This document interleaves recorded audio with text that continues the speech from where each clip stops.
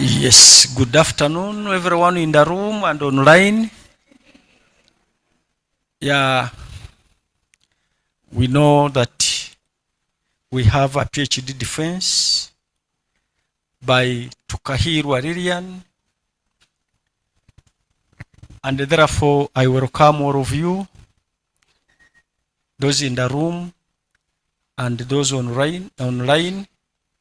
Thank you for being present and available for this important milestone in Lillian's life and the entire department and institute. Without taking a lot of time,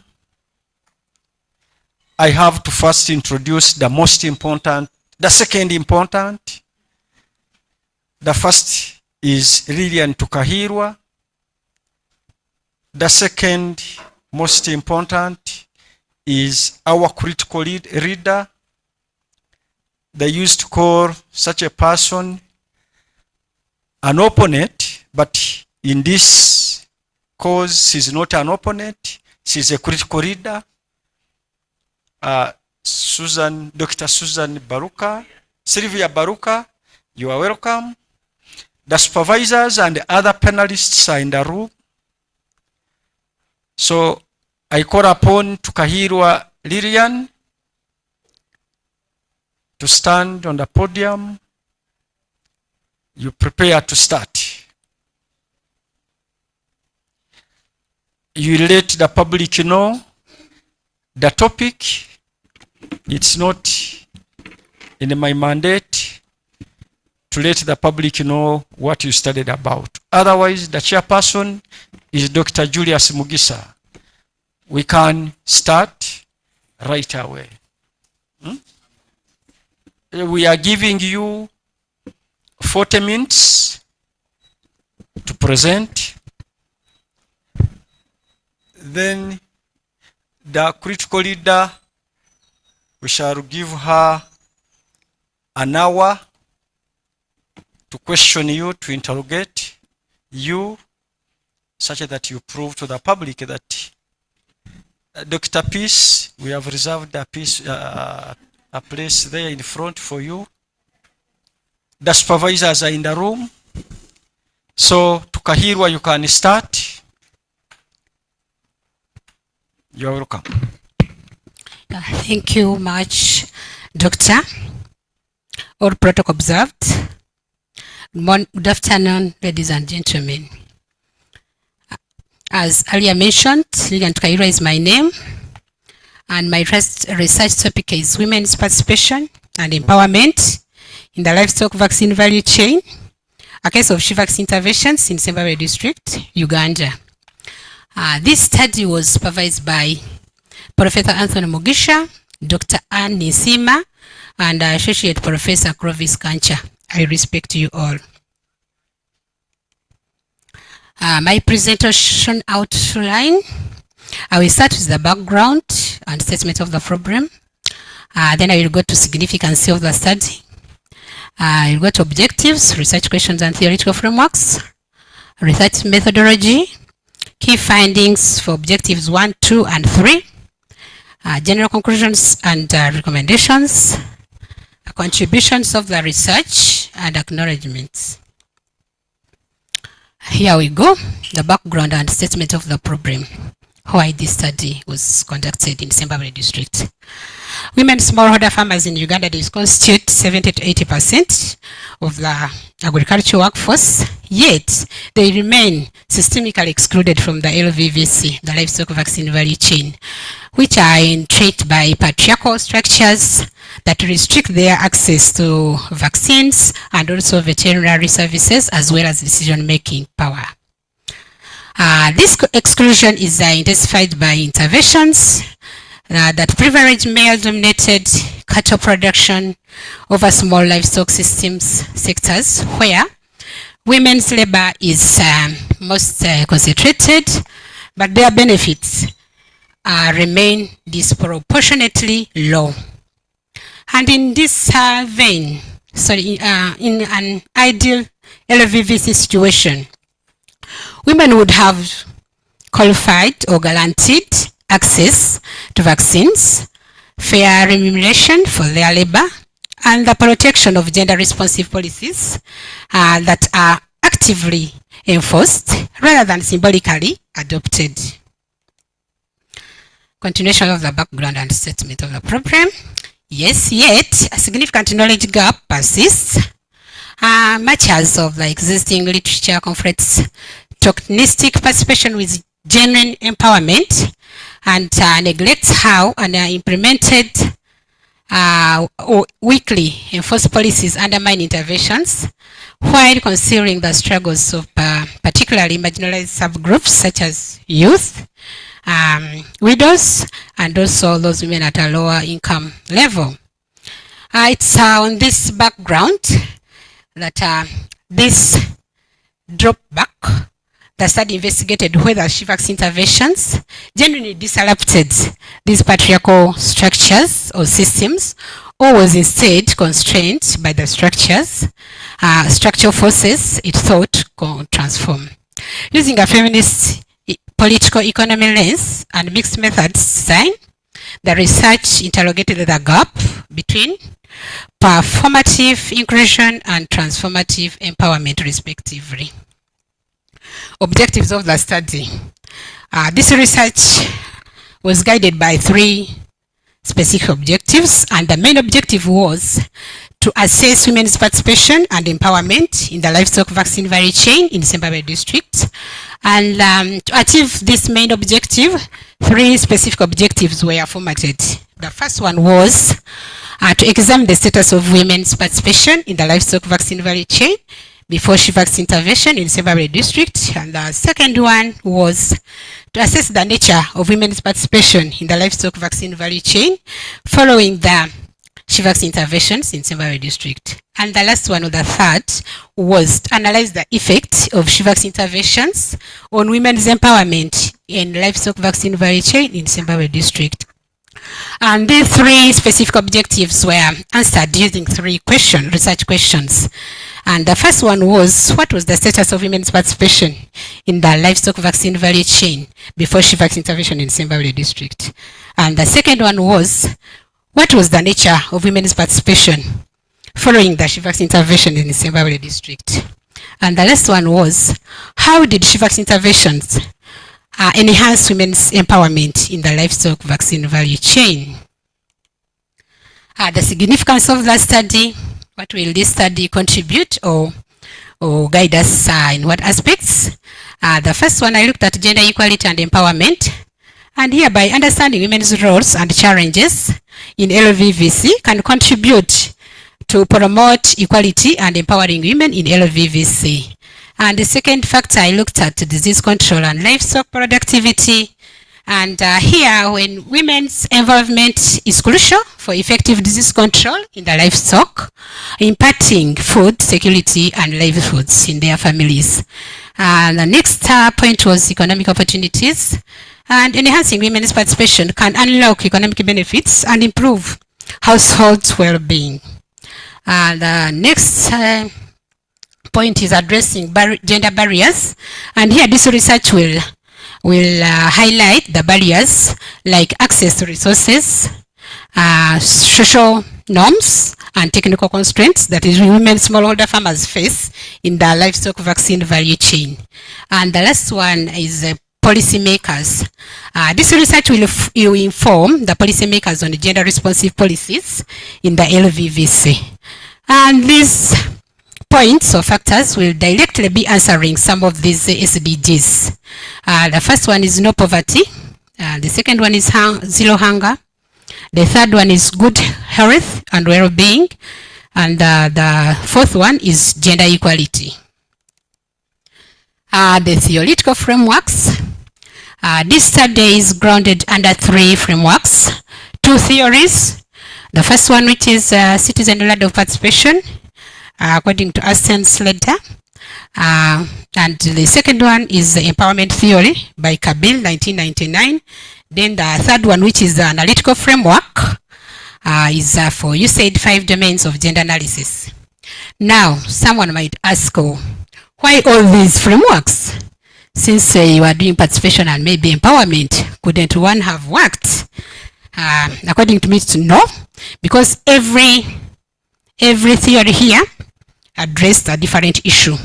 For example, citizen ladder for participation theory. This topic is assessing women's participation. So for citizen ladder of participation theory, guided me to assess the levels or the level where these women smallholder farmers are before the SHEVAX intervention, then and after SHEVAX intervention. When you look at those 8 ranks, every stage defines its own level. There is manipulation, therapy, informing, consultation, placation, partnership, delegated power, and citizen control. So every level here, I was determining where were these women before SHEVAX intervention, then after SHEVAX intervention, did they move anywhere? Or did, in any case, did intervention made any impact to these women smallholder farmers? So that theory guided me to assess the level where these women farmers moved to. So when you go to empowerment theory, this one guided me in objective 3, where I'm analyzing the effect of empowerment to women smallholder farmers in LVVC. This theory has some 3 dimensions. I will just not describe them and maybe define a lot. It has resources, agency, and achievements. And it has, under agency, it has 3 aspects. Intrinsic agency, which is ability for these women smallholder farmers to make the decisions independently, and instrumental agency, which is power 2. This one guided or made me assess whether these women smallholder farmers had the capacity to be part of the livestock vaccine value chain, or to participate in the livestock vaccine value chain in this case. When you look at the collective agency, which is power with, here it focuses on people working in groups towards a common goal or interest.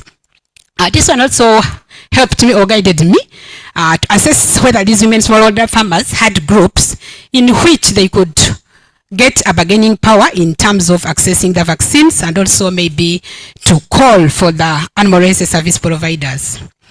And for the last one, which is the analytical framework, I said 5 domains. This one guide my work to assess or to evaluate what these 2 theories were for.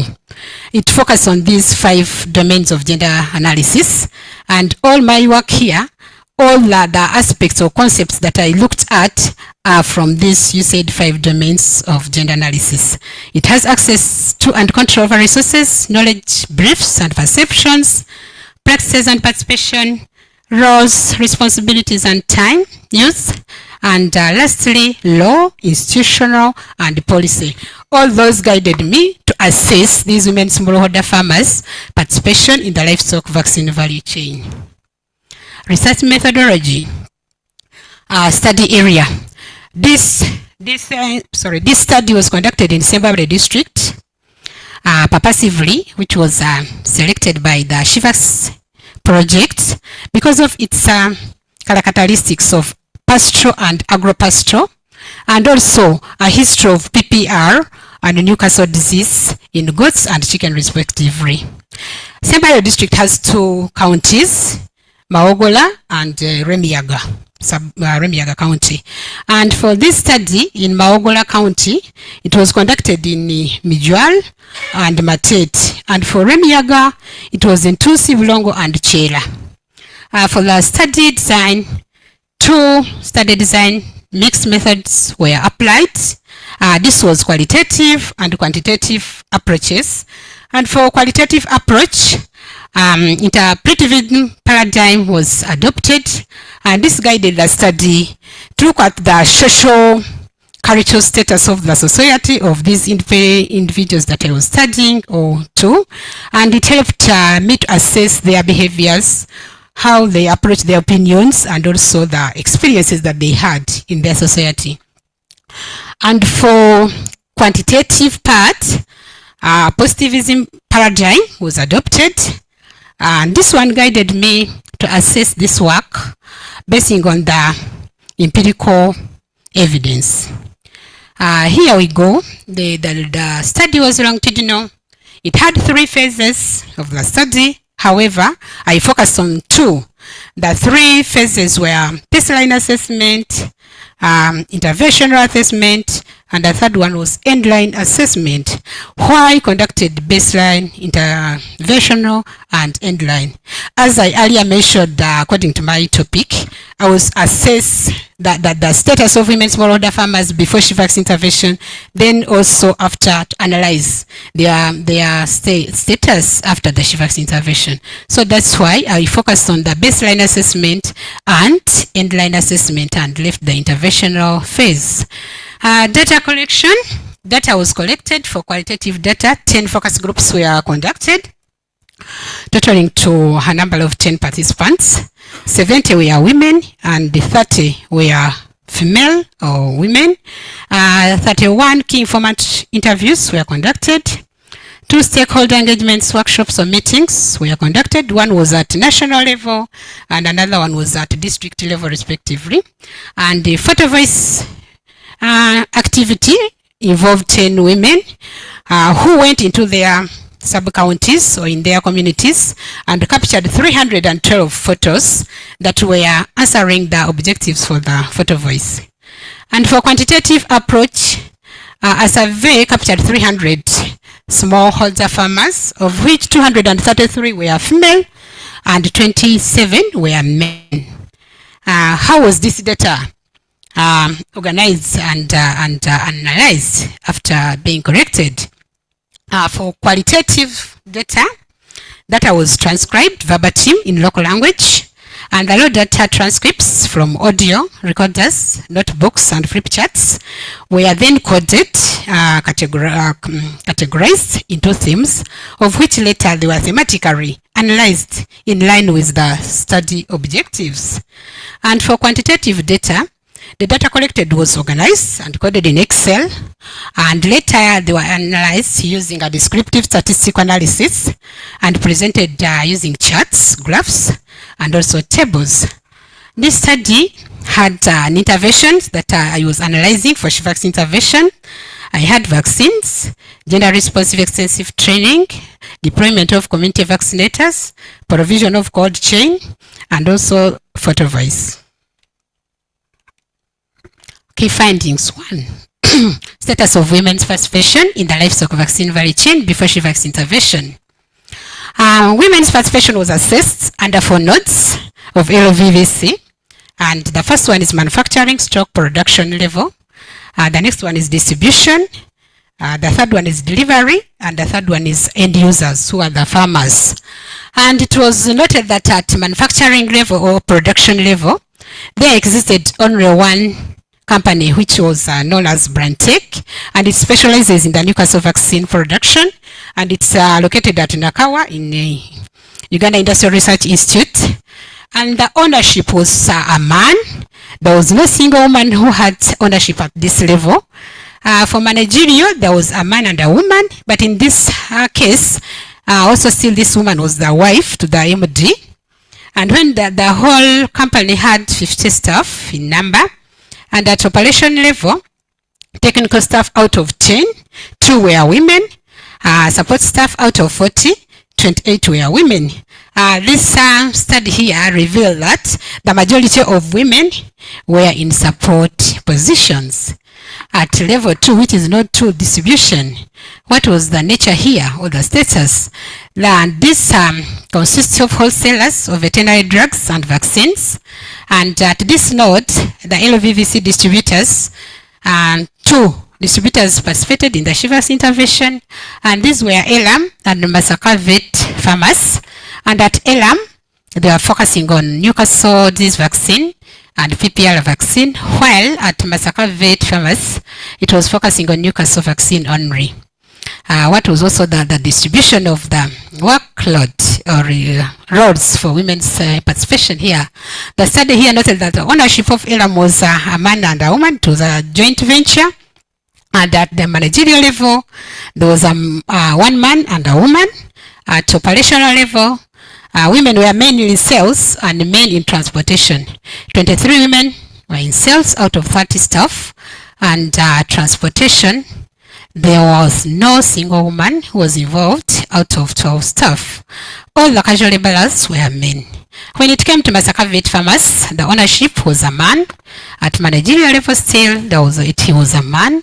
And in sales department, out of 14 staff, 10 were women. Other casual laborers or workers were 5, who were also men. And the study here also revealed that the distribution level, women were dominating in the sales department.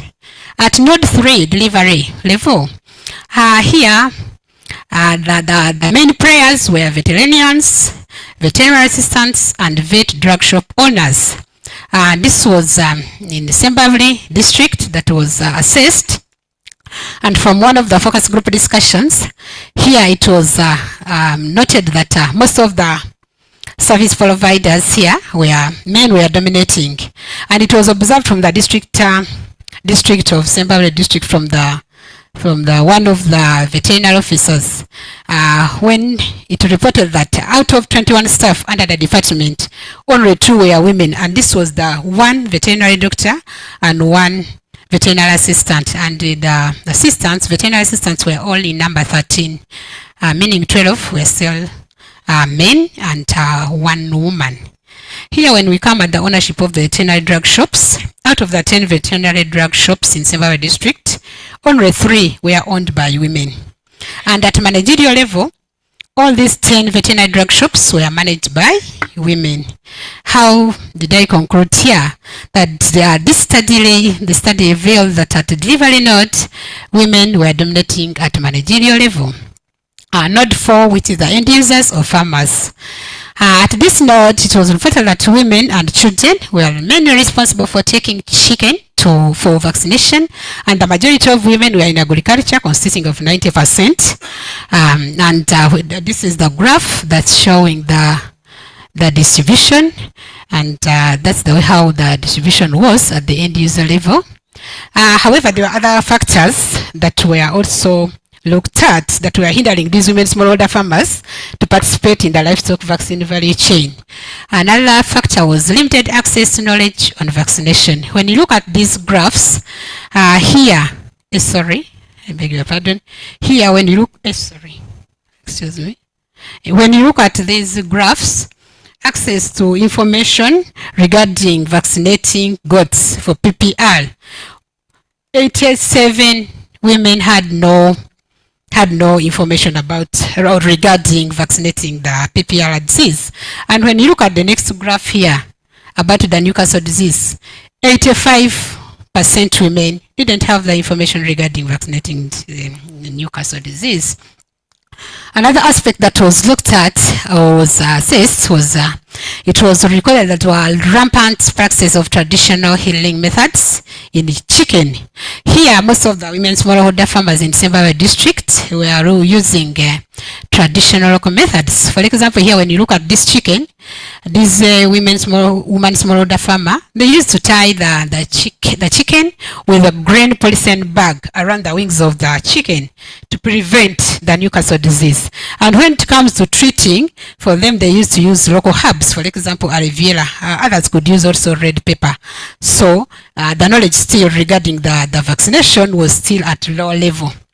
There was also another factor which was lack of knowledge regarding livestock vaccinations, I beg your pardon, of women smallholder farmers, which adversely affected animal health and economic stability.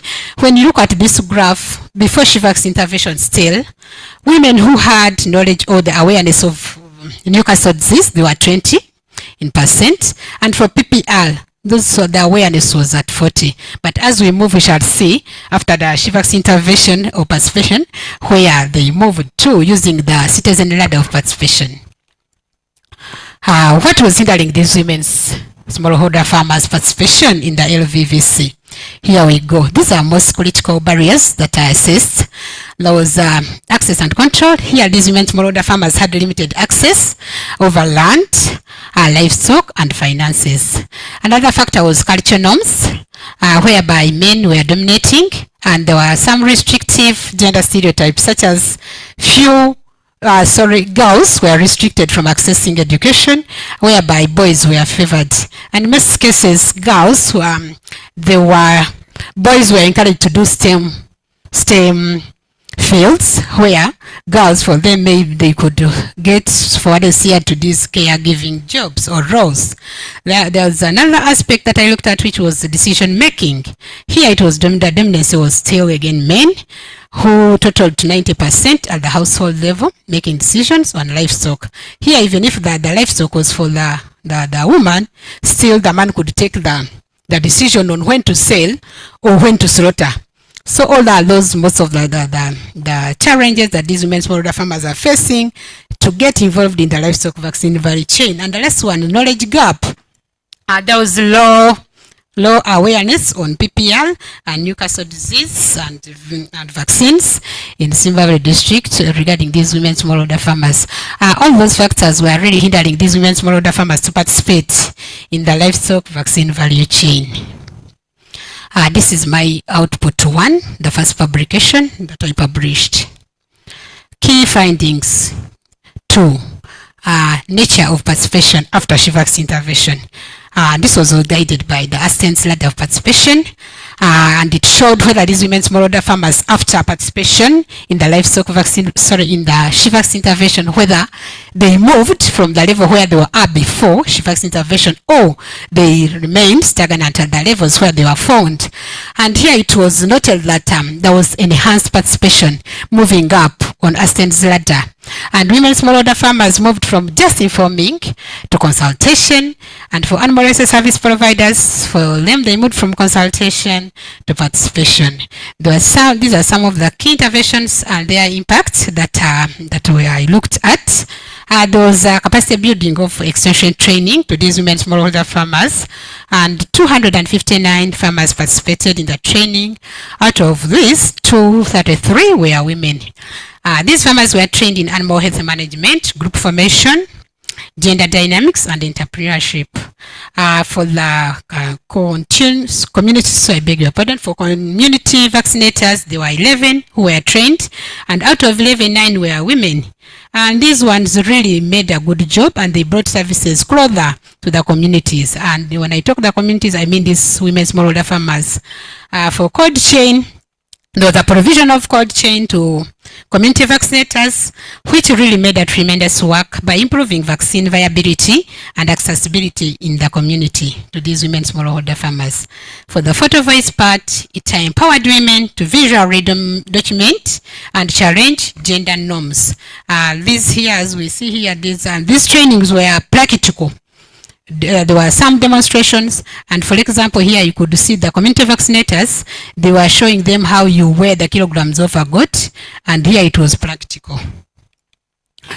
Another point was training transformed knowledge and practices. Disease awareness skyrocketed, as we can see here.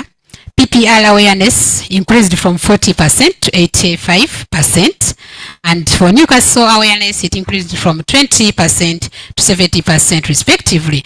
This is the graph showing the percentages.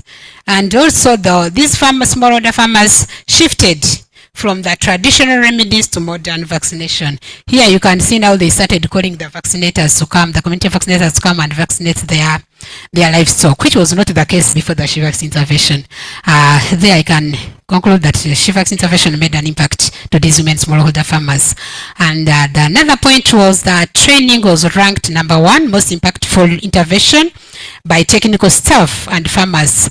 And here some of the participants had this to say, and this was from the vet department at the district level, that the most successful intervention was extension training, imparting knowledge on private and public animal health officers, building their capacity especially on animal health services on goats and poultry diseases.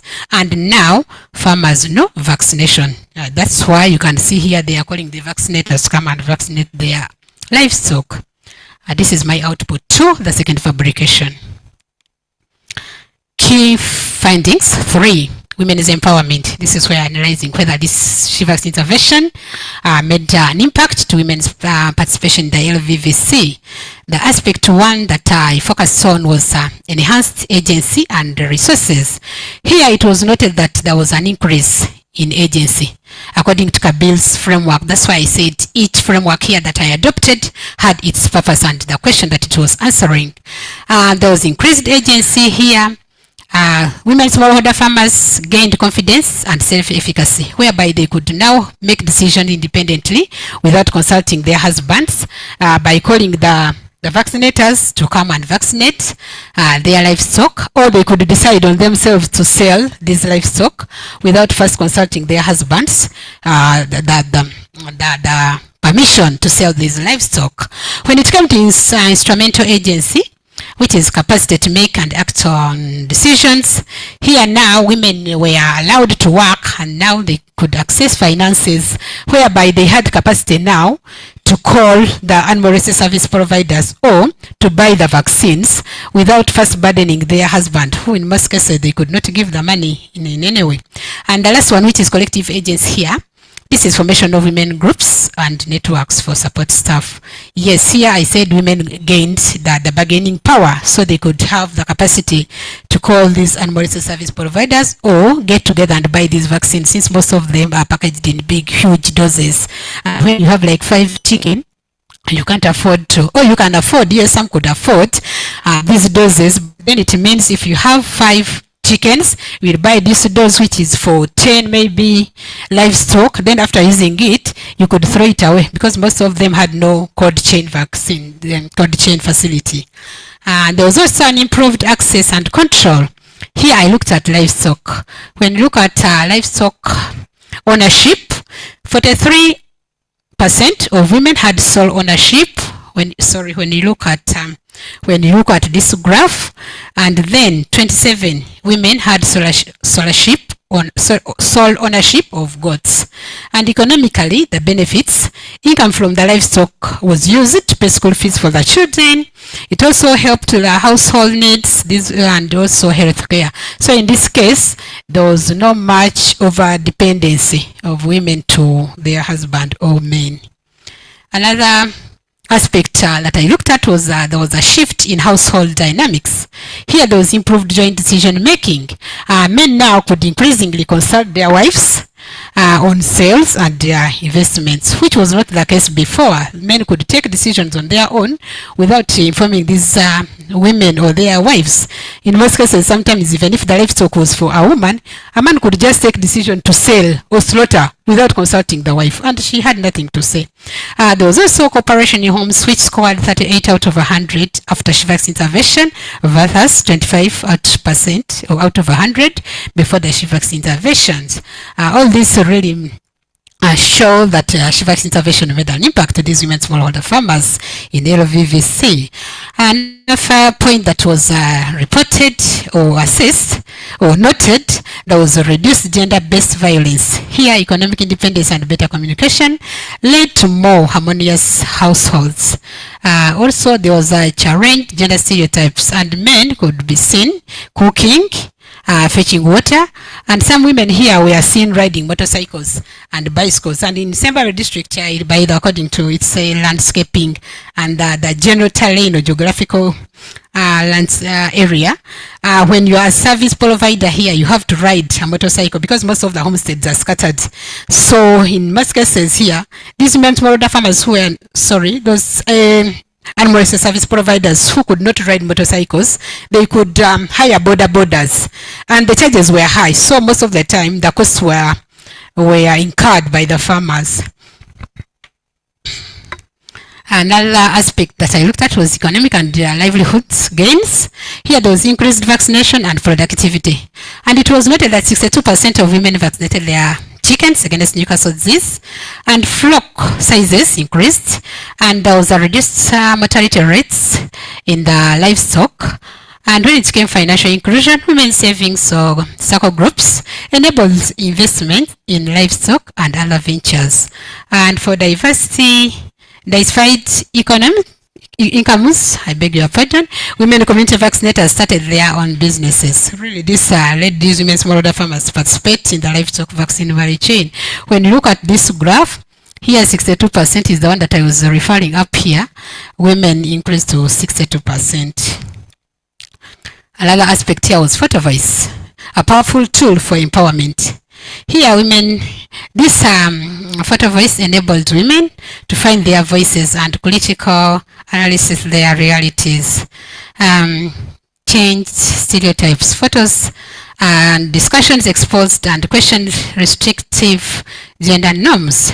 For policy advocacy, exhibitions that were conducted at both national levels amplified women's voices to policymakers. Here, this was at the national level, where the researcher was presenting to the stakeholders, and here she was demonstrating how the photo voice works, and these were the participants. Aspect 5, here I looked at men as allies, the role of men role models. 24 men role models were trained as change agents, and they were given an exercise as balloon baby. This exercise helped men to appreciate the burden of unpaid care work performed by women. And the results here, men became advocates for gender equality within their households as well as in their communities, supporting women's participation. This is the exercise that was given to.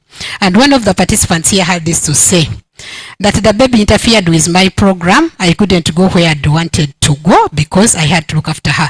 So really these men learned a lot.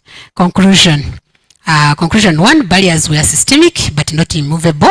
Women's participation was hindered by a complex web of structure, cultural and economic barriers, and these barriers confined women to the user. This is the end of the LVVC, with little power or recognition. A targeted gender transformative approach is essential to address these deep-rooted inequalities. Conclusion 2, SHEVAX intervention enhanced participation and empowerment. SHEVAX successfully moved women to higher levels of participation and decision-making. Another point was the project demonstrated that multifaceted interventions, such as training, access, voice, are effective. The last one here on this conclusion 2 is empowerment was achieved through increased resources, agency, and tangible achievements. Conclusion 3, transformation is possible in a short time. What does this mean? A well-designed action research project can catalyze significant socio-economic transformation for marginalized groups.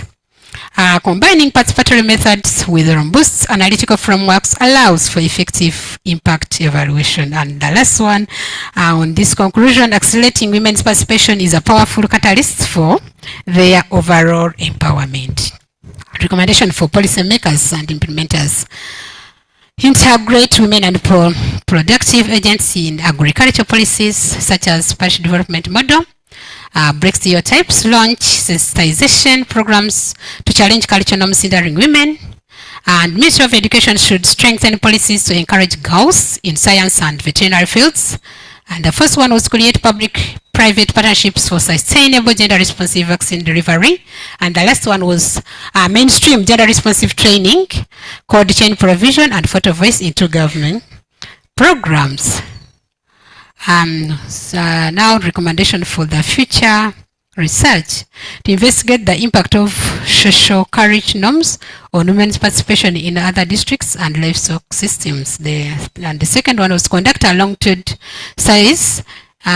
studies to examine the sustained effects of SHEVAX intervention And the third one, or the last one, is to undertake a comprehensive gender audit of roles and policies governing the entire livestock vaccine value chain. I thank you. Thank you, Lillian. Thank you very much for that presentation. You can take a sip of water before I invite the critical reader to engage you. At this particular moment, I take the honor of inviting Dr. Sylvia Baluka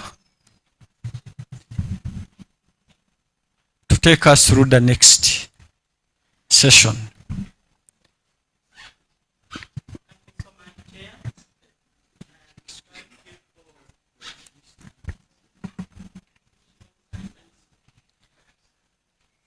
So, you wanted to stand? To sit? Yeah, you engage her.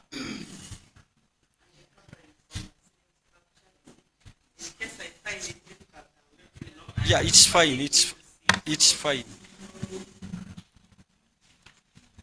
Okay. Thank you so much, Chair, and thank you, colleagues who are here, once again, congratulations to the candidate who has brought us here. Congratulations to the supervisors, the doctoral committee members, all the well-wishers and all those who have been part of this important undertaking. I am glad to participate, and I would like to start by observing that I'm happy with the thesis was well written and extensive literature was done, and also up-to-date, quite up-to-date literature. Most of the references, citations were quite recent. That is commendable. So Lillian, once again, congratulations to you and your supervisors and the doctoral team or committee. However, I have a few questions. And comments that I would require you to respond. I hope you've taken a sip of water and I hope you are you ready? Can we begin? We can start, Doctor. Okay, thank you very much. Yeah, having read through your thesis a couple of times, I have these few comments, and just feel free to answer as best as you can. I was wondering, yes, you are focusing on empowering women. I was wondering, what was the main goal of empowering these women? Were you interested in better livelihoods, better relations between men and women, or husbands and wives?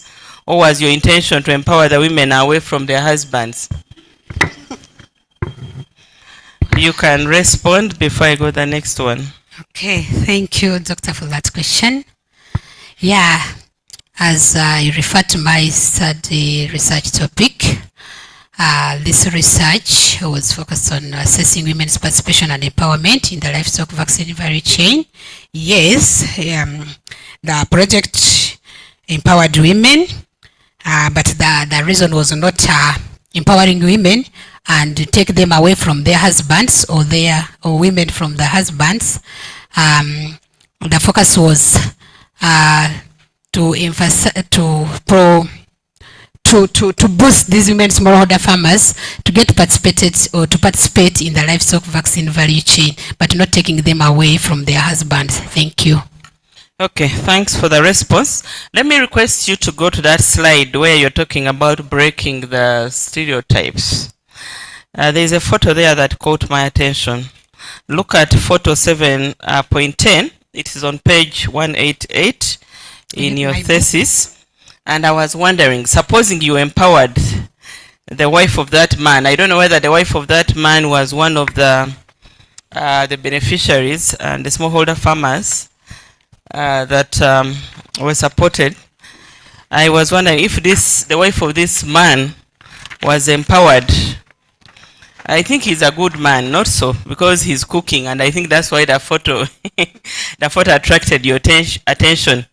And I guess many of us, the women who are here, we actually like men who can cook sometimes, not every time. But I think we consider a man who can cook a good man, not so.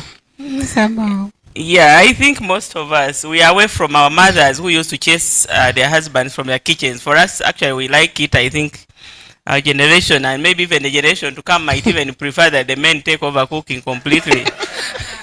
So I'm looking at that man who is cooking, and I'm wondering if his wife was empowered and the man was not empowered, what might happen? Won't the wife walk away from that man? Even when he's cooking for her food in that way, I don't know.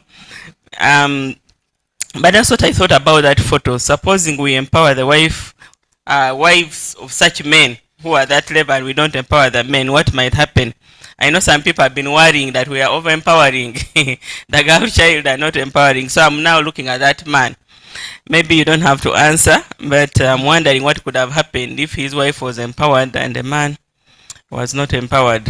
Can I somehow clarify? Okay, maybe you can make a comment and then we'll go to the next question. Yeah, I think when both of you are empowered, you jointly work together and there is collaboration in their homes or in their family. I submit.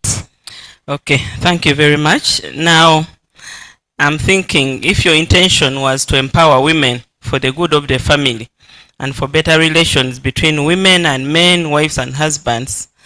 I was wondering why you didn't consider using the gender and development theoretical framework as one of your theoretical frameworks, since you even used more than one, but still this one didn't show up. And I was thinking this would have been one of the good ones in building better relations. And if you wish, you can highlight some advantages that using the gender and development could have, what advantage you could have had over the other theoretical frameworks that you used. Maybe you can answer the question and highlight some advantages before we move forward. Thank you, Doctor, for that question. Yes, the GAD theoretical framework is good. However, it deals with development. It is an interventional framework. And for my study, I was to analyze the women's participation and empowerment, whereby in this case, it wouldn't have, I wouldn't have achieved what I wanted, since I had to use the participation to see where these women were before SHEVAX intervention and then after. However, SHEVAX intervention or SHEVAX project adopted this framework, the GAD, because it looked at gender inequalities, the power imbalances in the communities. So it's not that this study didn't use the GAD or the gender and development theoretical framework. It used it during the project, but for me, since I was to assess, I had to use these analytical frameworks, so I couldn't have adopted this GAD theory. However, it has some meals that it could have given. For example, maybe it have guided me on the approaches like gender inequalities, how I could deal with them, and also maybe these power imbalances. I thank you. Okay, thank you very much. Yeah, in the thesis, I think there was one line where you talked about couple participation. Most of the time, I think the focus was purely on the women. But I also note from your quantitative results that actually 74% of the respondents were married. So I would have thought that probably couple participation could have had an advantage. I have an experience of working with the women in Tukahirwa district some years back. And the first meeting, the inception, I made sure that I asked the beneficiaries to come with the husbands, those who are married, who have husbands. And also midway, they also came with their husbands. And also at the end, they also came with their husbands. And by the end, it was easy to assess and to see the willingness of the men to support the women in their entrepreneurial venture, which was ghee making.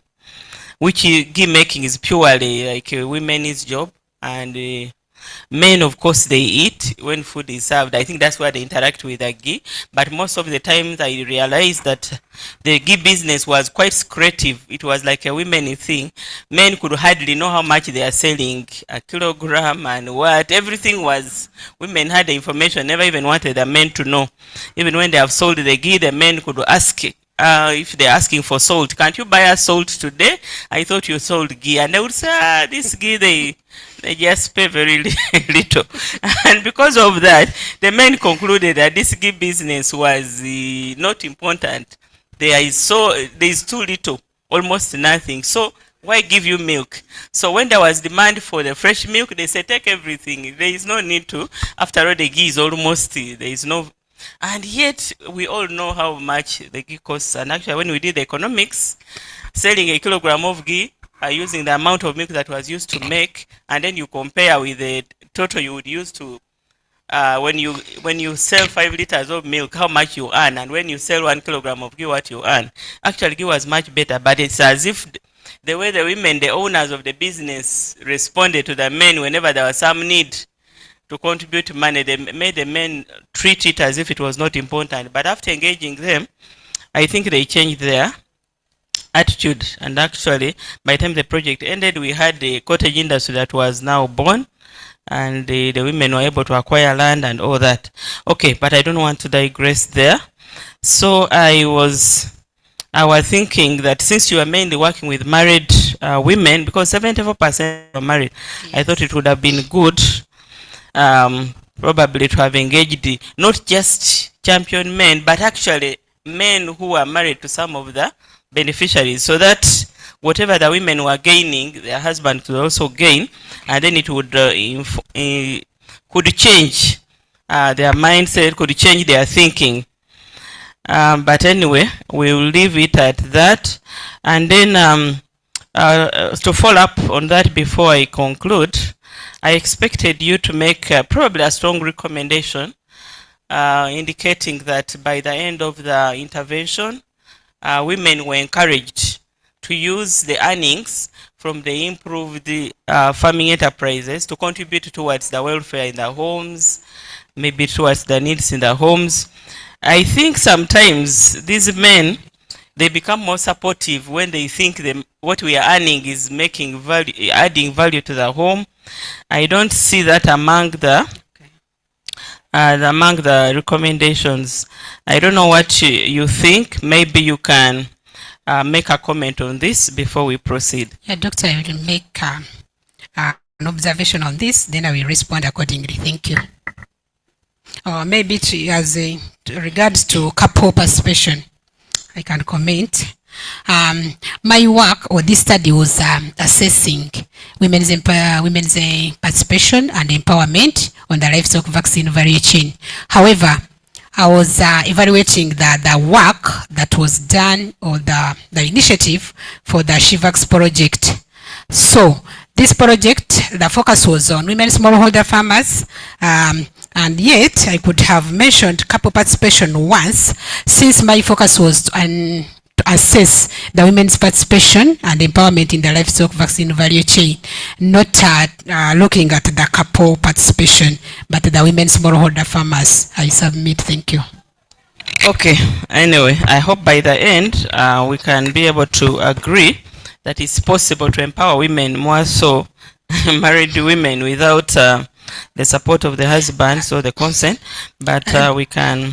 Doctor, may I add something on this point again? I've remembered. In fact, along the way, during this SHEVAX project, it was noted, like the way how you're saying, some women reported that it was hard for them to participate without their husband being involved. And that's the way how the project ended up involving the men role models to come and support these women. Some were from those couples, those women who were participating in the activity, but still these men role models went and spread the gospel in their communities, and that's the way how this project managed to move on. Otherwise, it is, in most cases, it is not easy to deal with only one gender, the women, and leaving out their husbands, because most of the time they will be stopped from going maybe to attend in this project. If it is a training, when the man is not aware, automatically you will not be allowed to go and participate. So as you guide, or as you sensitize us here, I believe most of the projects should involve both women and men so that they could move together for the betterment of their homes. Thank you. Okay, thank you so much. The next question, of course, we are talking about Newcastle disease, which is one of the most important diseases that affect poultry.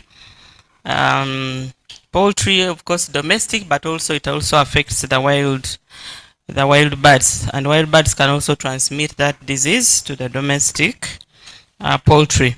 And then PPR, which is an abbreviation of French words, which simply mean disease of small ruminants. And PPR affects small ruminants. And when we talk about small ruminants, we refer to goats and sheep, and also the wild small ruminants. But I noticed that in your research, you're focusing on goats. When you talk about PPR, the interest was only the goats. I know you might be like me and you don't want to eat mutton willingly, although some butcher operators, they are fond of making us eat mutton unknowingly and unwillingly. Because for us, vets, we used to go and inspect meat in the abattoirs. You know that when they are coming to slaughter, goats and sheep enter the abattoir, but when meat is coming out, only goats come out. So I'm told even some people can cut a tail from a goat. They sell a goat, it gets finished, they cut that tail, they go and stitch it on the meat for the sheep so that it can be eaten. Maybe you are like some of us who don't want to eat mutton willingly or knowingly, although most likely we have eaten it many times. So I wanted you to clarify whether there were no sheep in Sembabule as the reason they were ignored when they there. Or? Yeah, thank you, Doctor, for this question. The sheep were not ignored. The fact is there are no farms for sheep in the Sembabule district. You can't go to someone's home and you find that this is a farm for the sheep. However, the goats were the dominant. When we looked at the goat, it doesn't mean that those farms which had sheep were not included in the vaccination project. So that's why in most cases we are talking of goats and chicken without mentioning the sheep. But however, the sheep were also in the project and they are considered. I thank you. Okay, thank you. By the way, there is only one district in Uganda or one region where I was shocked to discover that the price of sheep was almost twice as goat. Initially, I thought it was an error. We had to check. We even had to do focus group discussion, try to probe until when I got convinced that, okay, in their place, the sheep is more valued than the goat. But when I brought the results, that time I was the team leader at the field and I was the project team leader was Professor Kabasa, the PI I was reporting to. And when I presented the results to him, he rejected. He said, it's not possible. Then I told him, but you were not with us in the focus group discussion. I explained that region, that was Zombo and Nebi district. Through the probing, I learned that there are a lot of rituals, traditional practices where the sheep is the only animal that can atone either for the sins or the sicknesses of the people who are interested in the intervention. So that is why the price is quite high. So in that area, actually, sheep are highly valued.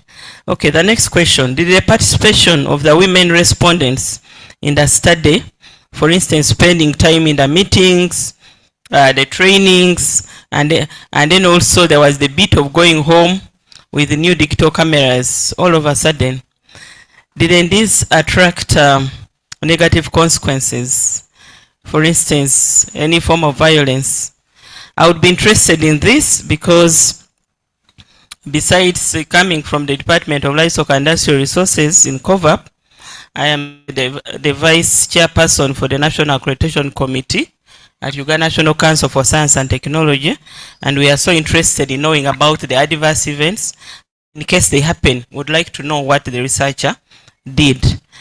And on the clinical side, clinical trials, the adverse events look different. But now, in regards to your study, the adverse events could be that when the women arrived with the new digital cameras, the expensive, and the husbands know very well they cannot afford. And also, many times our husbands know that when we have something expensive or new, it can only be bought for us by a man. Not even our own salaries. They always, or earnings, they always believe there has to be a man behind.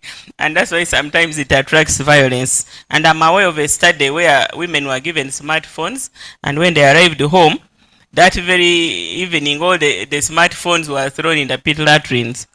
So I would like to know whether you were able to follow up. You also mentioned somewhere that some of the women you gave digital cameras never came back. They disappeared with equipment. And in your mind, you might be thinking that maybe they stole the equipment. But it could be contrary. It could be that actually what you gave them caused them problems. They were beaten, they were what, and maybe even thrown out of the homes. You know, when men are annoyed what they say, you know, don't come back to my house. It becomes one person's house. So please, can you respond and make some comments? Thank you, Doctor, for that question. Here, these women, photo-voice women in Sembabule district, they were at first they were 13, as you mentioned, that others never showed back. Though we couldn't know the reason why they didn't. But when I inquired from their friends, they were like, they couldn't get enough time to participate, but it was not to do with the husband stopping them or all that. Then we had wanted to retrieve the cameras, but when I inquired from the project director or coordinator, this lady said that all those women who participated in the photo voice, they should stay with the cameras. And here it was, there was not any case that was reported to do with gender-based violence or the otherwise. In any case, these women gained respect in their communities and in their homes to the extent that those men whom their wives were not involved in the activity. In fact, they were inquiring from these women whether there were still more opportunities so that they could come and maybe they get recruited in the activity for the photo voice. So they really appreciated the photo voice activity, and there was no any gender-based violence case that was reported. I thank you. Okay, thank you. Well, we can take that response, but we don't know. We may never know. You know, women sometimes, if we are beaten, They will not. would you want to tell people that you are beaten? Even when someone finds you with a broken arm, what will you say? I fell in the bathroom, I got an accident. So, well, we are not sure. But I think now it's too late for us to trace and find out. But through the peers, and you don't asking peers in a group, maybe if you ask just one-on-one, or if you had a phone number for those participants, and you talk to them separately and not just calling, and sometimes you have to build certain rapport for them to tell you what has happened. Not everybody is happy to be beaten. You know, even when our fathers beat us or mothers, sometimes, you know, it would really hurt us and embarrass us. Or even a teacher at school. What about a fellow adult you call your best friend? When he beats you, do you want to go telling people that I've been beaten? Well, we are not sure, but for this type of studies, from the point of view of the National Council for Science and Technology, it would be good to follow up and know exactly what happened, because sometimes research shouldn't do more harm. But sometimes you go to the community, you leave people, even in homes, people beaten, and then you never get to really establish the extent of those adverse events. And those are adverse events. We are not waiting for the others that happen in clinical trials. These ones look different, but they also affect the respondents or the participants. Thank you for that differently. Yeah, thank you so much for the responses so far. Let me go to the next one. On page 89, you talked about the recruitment of photo voice participants. You also talk about photo ethics. Although maybe probably you have answered this already, but I think that's the point at which you would have actually brought in the issue of consent, asking them to obtain consent from the husbands before you give them the digital cameras. But I think you have answered that differently. We can move to page 98. You indicated that okay, you could have well, let me read it, but I think we've already answered it.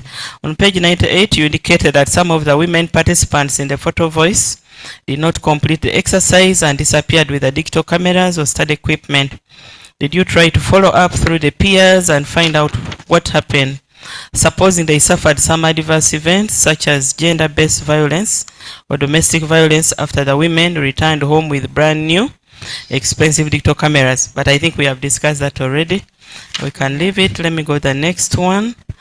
Now on page 145, paragraph 2, you conclude that after the SHEVAX training intervention, majority of the men were reported to consult their wives before taking decisions such as selling goats, chicken, and land. And I would like you to clarify. Since the SHEVAX interventions, such as trainings, workshops, photo voice, most of the interventions targeted women, but here you seem to be reporting changes in men. How was this achieved? Can you please clarify? Yeah, thank you, Doctor, for that question. This was achieved through the men role models. When these men role models were recruited or involved in the participation, they were from the 5 sub-counties where the photo voice project was implemented, and each sub-county had brought 2, so they had to go and participate and spread the gospel of the gender equality, collaboration and cooperation in their communities, which they did very well. So at the end of the day, everyone, or some of the, not everyone, I will not say some, I beg your pardon, they really got to know the benefit of these women getting involved in the project, and these women really these men spread a good gospel. So at the end of that day, it was reported that really these men did a good job, and that most of the men here ended up allowing their women to participate in the project. Thank you. Okay, thank you for that response. I would have expected, or it would have been good also to tell us that the women also changed. The women who were not sharing who were not sharing their income at home, who were not contributing, now started contributing. Or the women who are not keeping their homes organized, also through this interaction with others, we got impacted. But I mentioned it somewhere where I said that this money that we are getting, these women smallholder farmers, some could now pay school fees, they could buy the books for their children, and also could cater for the health care at their homes. okay. Thank you. Okay, thank you very much. You know, dear ladies, we would like to be as empowered as possible, but I've discovered one thing sometimes that might also be making men to behave not, sometimes to behave as if they are not human, not because it's a choice, but I think sometimes we also have some strange things. Of course, those who know me, and my friend at home, we are into counseling and supporting marriages, and sometimes I get shocked. There was this lady where the man lost a job, and for years he had no income, and I think he had no savings. And this lady reached a point where she cannot even buy salt or sugar at home. For her, she would rather go and take tea outside, and she will not even load her car. Even if she has the money and she has a good job, she will go every morning, go via a hotel and iron her dress and go and work, but to make sure that she doesn't pay for power at home. So some of those extremes can also bring a beast out of someone when the person was never meant to be a beast. So I think also, especially you people who are into gender, it would be good also to have a message, a positive message for the women, so that they also do their part, and then we see whether the other person will remain beastly or sometimes the person might change. Okay, thank you for that. Then the next question or comment is regarding the cold chain. I know the cold chain was one of the important interventions, and from the responses to the women, I know you're not a veterinarian, so I will not blame you. But from the response of the women, it looks like the moment they go to the high school boxes and they called the solar refrigerators, it's as if everything about cold chain system was sorted, and they can keep the vaccines forever or for as long as they want. I don't know what is your comment. I don't know whether you go to find out that even with the solar, with cold boxes, still there is a certain optimal time within which the vaccine will be viable, depending on how it is handled. Of course, we know how solar behaves. Sometimes we'll have the sun, although I don't understand the sun. Here, we're in the tropics, we should be having the sun throughout the year, but there are times even the solar at my home is not charging. But when I was in Germany one time, even when it was the weather was not that good, people were still using solar. So I get confused sometimes. I don't know what is wrong with our sun, but I would like you to comment this cold chain. Did the women, when you trained them, when they were given these cold chain equipment, did they actually understand, or were they told that there were also limitations even when they have the cold chain? Please explain. Thank you, Doctor, for that question. From the point of view, most of these women who were given the cold chain facilities, they had already knowledge in the cold chain. Some of them were the animal health service providers. So this cold chain were to beef up their businesses. However, most of them had knowledge as regards to cold chain. So for the case of solar, I think they knew what to do. I did not go deep into that. I thank you. Okay, thank you so much. Let me ask a follow-up question. Of course, the cold chain, whether solar refrigerators, school boxes, is in regards to the vaccinators, the community vaccinators. You are calling them community vaccinators in your thesis. I realized they were very important and they were playing a very critical role. However, when I looked through your methodology, I didn't see you being keen in the selection of the community vaccinators. What criteria did you use for selecting these community vaccinators? Thank you for that question, Doctor. The criteria was, we looked at these ladies who were already in the field. conducting this exercise of the animal rights service providers. It was only one lady that, in fact, for her, she was authorized to vaccinate only the chickens, and she was not allowed to work on the goats because there is an expertise that is required for somebody to vaccinate goats. So most of these animal rights service providers or the community vaccinators, they're already trained, and the photo voice project was beefing them up. I submit. Okay, thank you. Does it mean all the community vaccinators selected had to be practicing veterinary paraprofessionals? That means either certificate holders or diploma holders already working in the community, or were there any community vaccinators who were not necessarily animal health workers? Thank you for that question. Most of these community vaccinators who were involved were already practicing, and only that lady that I talked of who had no experience or the expertise in the animal rights service provider. The rest of the other community vaccinators, they were all in service. Thank you. Okay. Then the next question, I'd like you to say something more regarding the scope of work for the community vaccinators. Somewhere, I think you did indicate that whenever the community vaccinators made complicated cases, they would call the trained veterinary personnel. So I was wondering which complicated cases. Were they complicated vaccination cases, or you're talking about something else? Can you clarify and then also tell us a little bit about the scope of work for these community vaccinators whom you worked with? Yeah, thank you, Doctor, for that question. Most of these community vaccinators, yes, they had certificate and diploma. And in this case, they could tell us that sometimes they could look at these animals whenever they were sick. They could look at them, then they fail to diagnose which disease is this animal suffering from. So in most cases, those were the complicated cases maybe I was referring to, that here they could refer these farmers to go and maybe consult the veterinary doctor. So in case whenever they could not handle such complicated cases, I submit.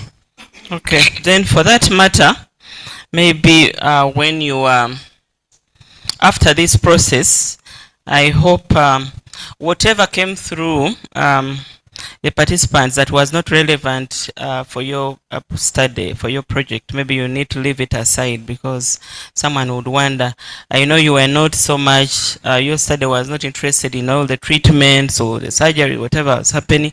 Your interest was the vaccination. Maybe you'll need to refocus so that someone doesn't wonder what are these complicated cases. The information might be good but might not have been relevant for your particular study. Then yeah, before I give some recommendations and some reflections as I wind up, I would like to find out if you try to tease out the nutritional and seasonal influences on some of the outcomes you're interested in. For instance, reducing maybe cases of Newcastle disease, PPR, and also improving productivity, improving animal health. Of course, the SHEVAX interventions could have or must have contributed towards these indicators, these animal health indicators. However, we also know that seasonality, there are some seasons where really animals are really going through a hard time. When they cannot find enough to eat and not find enough water, even if they are moved around, especially Sembabule. I learned that Sembabule is called Sembabule because they can really become very hot. There's a time we went to Sembabule for a different project and it was really hot. So I don't know whether you're able to tease out the nutrition and seasonal influences on the indicators of your interest, including the prevalence of diseases, general animal health, and then also the productivity, because productivity indicators also depend so much on what is available for the animals to eat. If they are barely surviving, there isn't enough to eat. In some of these districts, actually, sometimes they starve, and because they don't also have water, there are times they have collapsed and died, and I've witnessed some of them just collapse and kick and die. because of severe drought effects. I don't know whether, because these could be confounding factors, for us we might be saying SHEVAX has contributed this influence or this without taking care of this. Please explain how you took care of these, the nutrition and seasonal influences. Thank you, Doctor, for this question. To answer this question, I will openly say that I did not look at this question or point since I was assessing the participation of women smallholder farmers and also looking at their empowerment. So for the nutrition and the seasonality, I really tell you the truth, I did not look into it. Thank you. Okay, thank you. Let us move on as we move towards concluding this interaction. I have some recommendations. I do note that for ethical considerations and ethical approval, you obtained approval from UNCST level and also from the Makerere Social Sciences Research Ethics Committee, which is around here where we are right now. However, I do note that there were a lot of activities where even chicken were being brought into the meetings, goats were being brought, they were being touched, and for that matter, in addition to the Research Ethics Committee approvals, it would have been good for an institutional animal care and use committee where the experts sit also could have reviewed the protocol and revised how they should be handled in order to minimize the stress, to minimize undermining the welfare of these birds that are being brought involved in the study and the goats. It would have been important because I don't know if some chicken were brought and then you are in a meeting half day. I don't know how that impacted their welfare. I will not go into the animal welfare freedoms and rights, but I'm sure since you're interested in this area, you can read more about that. I would also like to recommend where you are referring to the law that regulates the veterinary practitioners or veterinary professionals, including the veterinary paraprofessionals or veterinary surgeons. You did cite the Veterinary Surgeons Act of 1958, Cap 277. I would like to inform you that this law has been repealed and replaced by a new law, which is called the Veterinary Surgeons Act of 2023, Cap 306. I think since it has been around since December 2023, probably I think you need to update. You need to update what you have, and then. Of course, you talked about the other act establishing the Uganda Veterinary Board. I would also like to inform you that under the new law, we now have the Uganda Veterinary Council as the veterinary statutory body or regulatory body that registers all veterinary professionals in the country. It also registers the practices, our clinics. It also determines who is suitable or qualified to offer animal health services in the country or not. So you can take note of those changes. And then as I come towards my conclusion, I just wanted to share some reflections.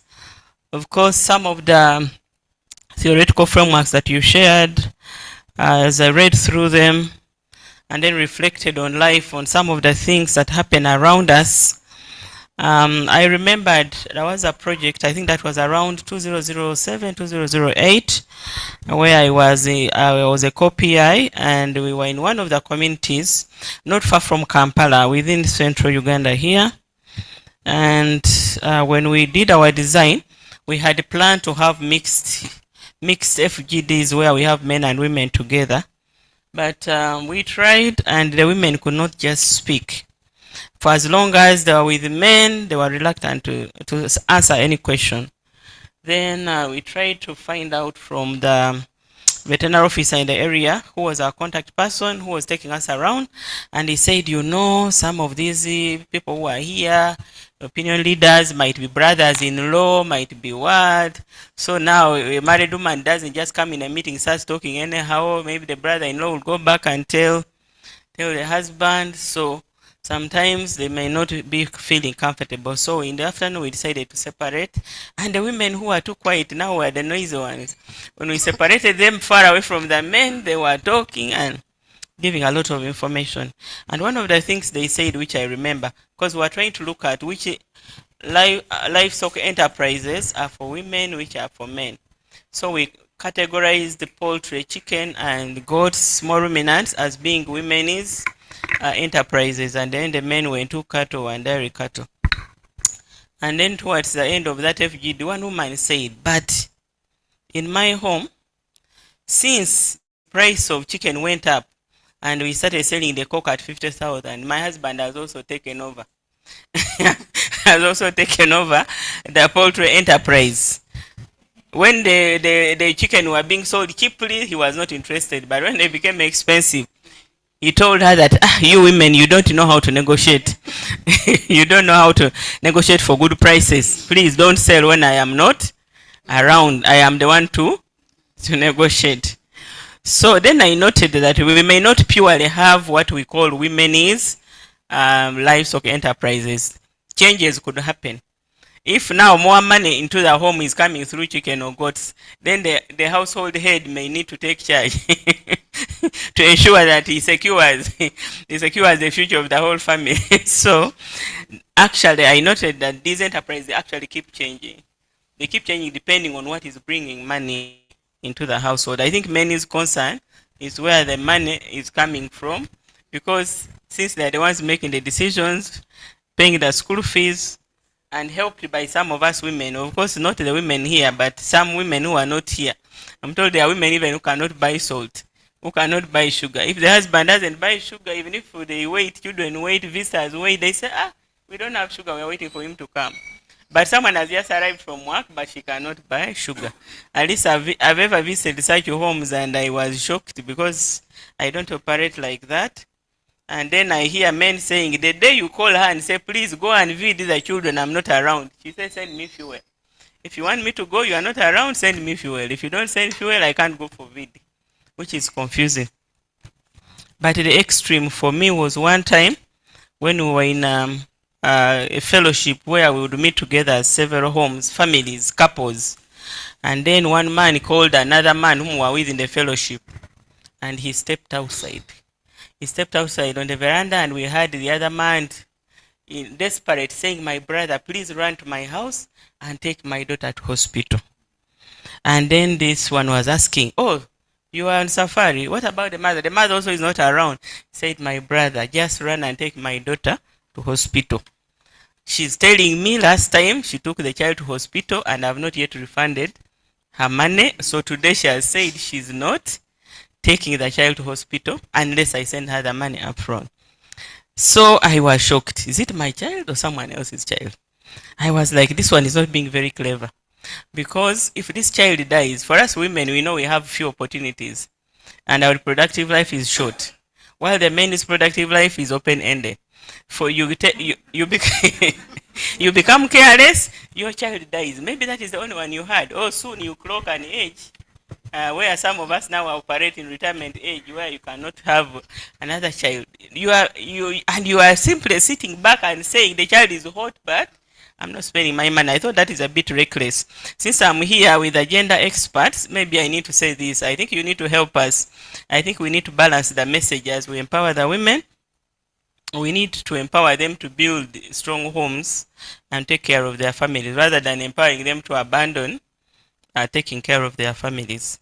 And then the other reflection that came to me after reading your work, of course now I was thinking like a converted gender person who is now understanding gender better than I understood before I was given the opportunity to read your work. And I remembered my mother and grandmother, my auntie saying, none of them ate chicken. And when we were eating chicken, they would actually carry their food and sit far where we are eating chicken. They believed that chicken was smelling bad and they could throw up. because all the women that generation were not eating chicken, and chicken was smelling bad. But I don't know what happened.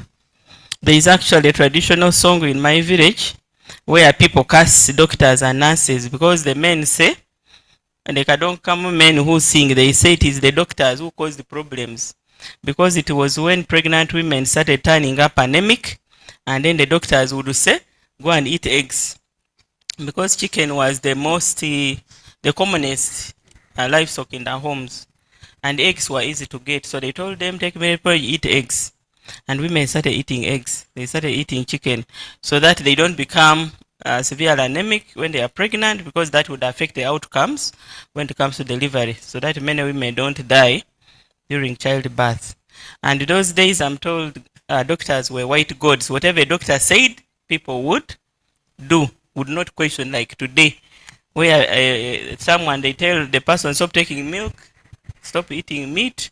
And one time, one of the farmers was asking me, if a doctor tells me not to take milk, not to eat meat, then why should I stay here in the world? What am I doing?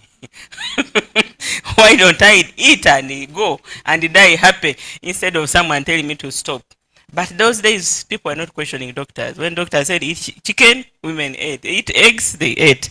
And the men up to now, some of the men, especially, of course, the drunkards, they are still singing and cursing doctors that they cause the problems. Now the chicken is never enough since women started eating chicken.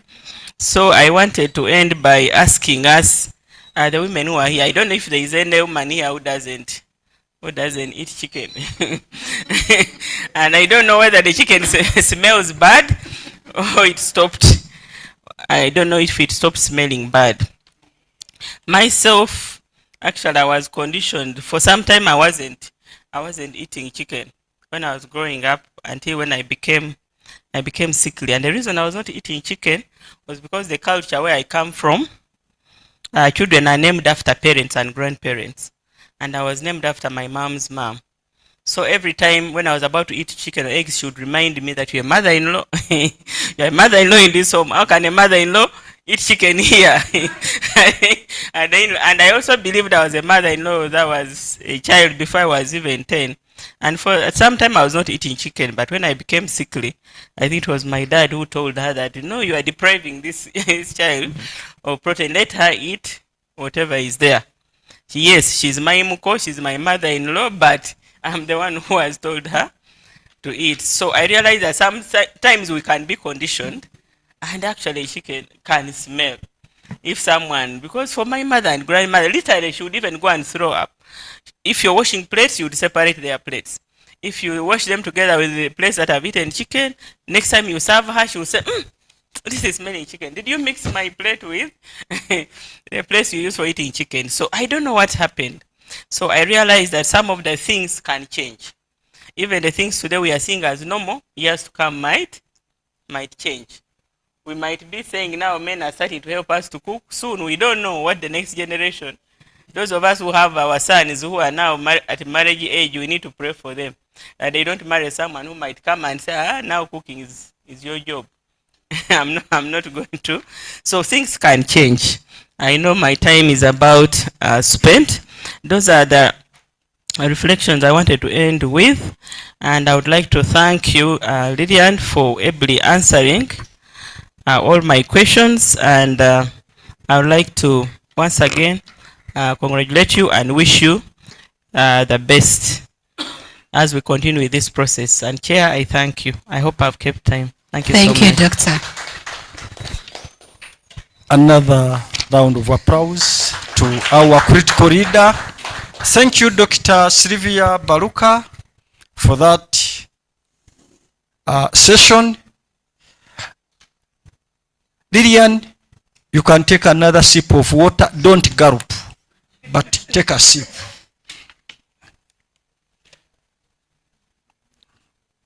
Yes, we are through with the second session. Now it's a time for the panelists to engage you. Don't say you are tired. This is, that's how it is, and we have to follow to follow it up. Now, in the room we still have Dr. Rutaya is our panelist. We have Dr. Richard Asaba Bagonza. He will come next after Dr. Rutaya.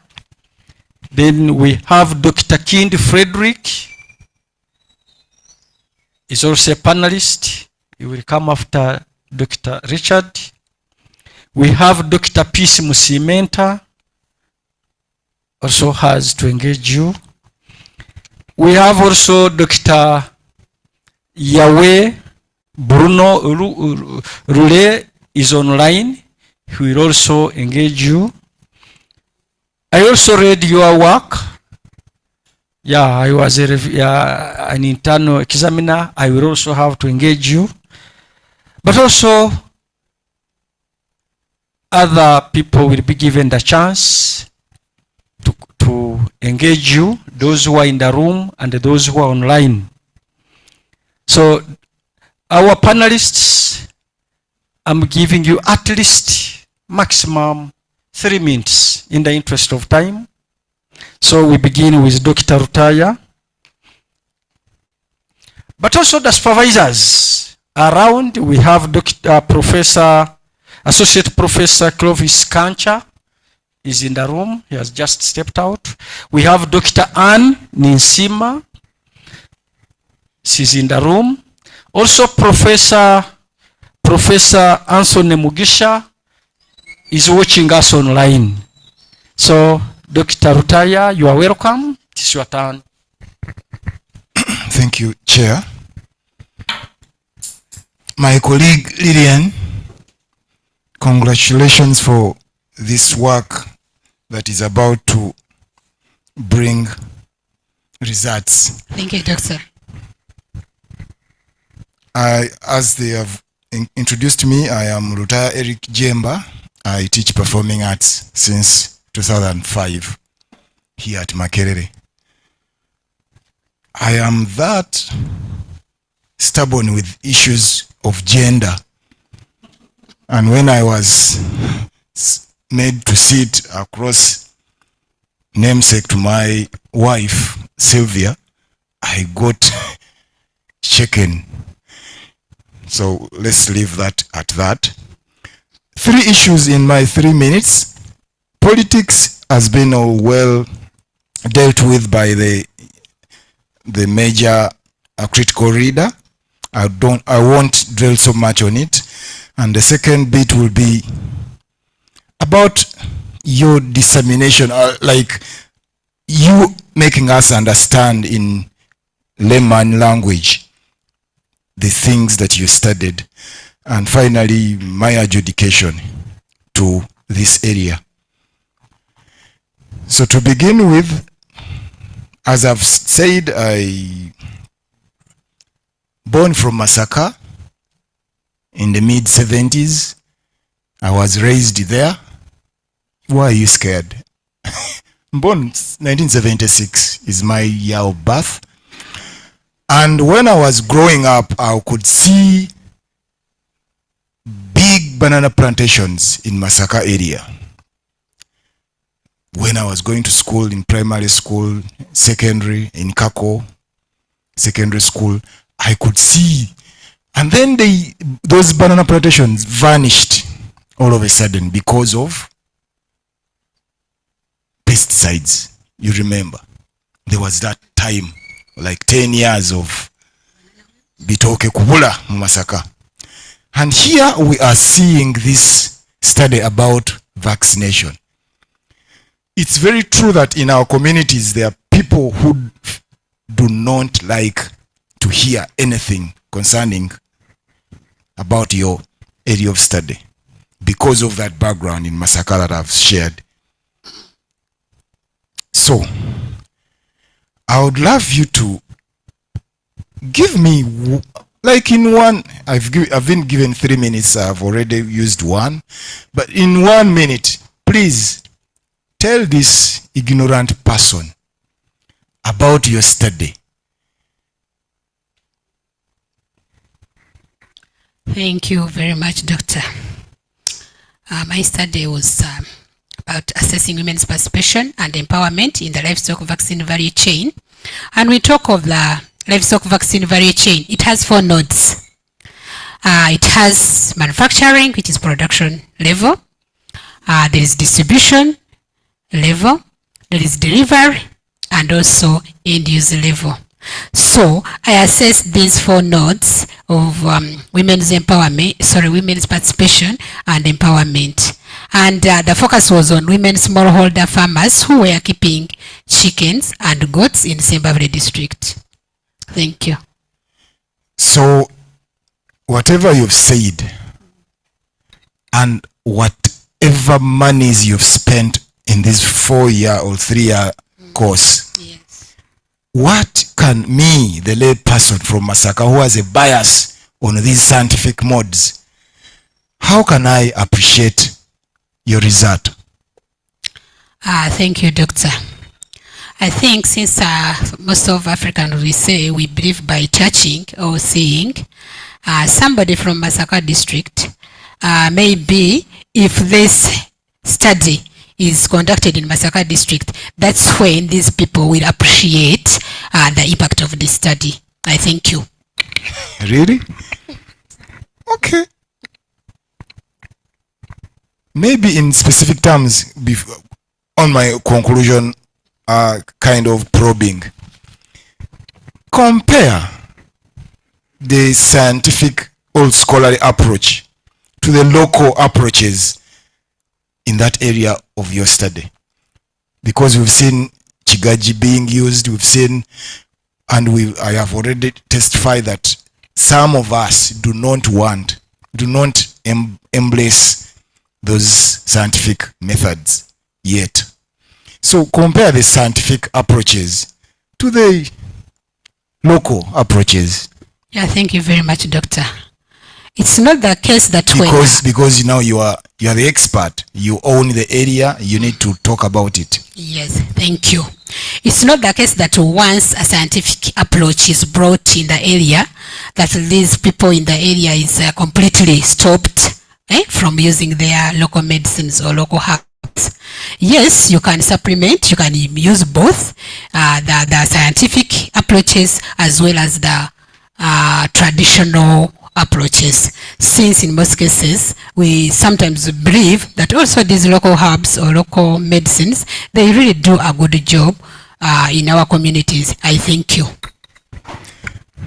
Lillian, mine was only to probe you into that so that I better understand. Thank you, Chair. Thank you, Doctor. Thank you very much, Dr. Rutaya Eric. We have some questions coming online, but we are dealing with the panelists first, then we shall read them after. So, Dr. Richard, you are free to engage the candidate. I will also say congratulations. Thank you, Doctor.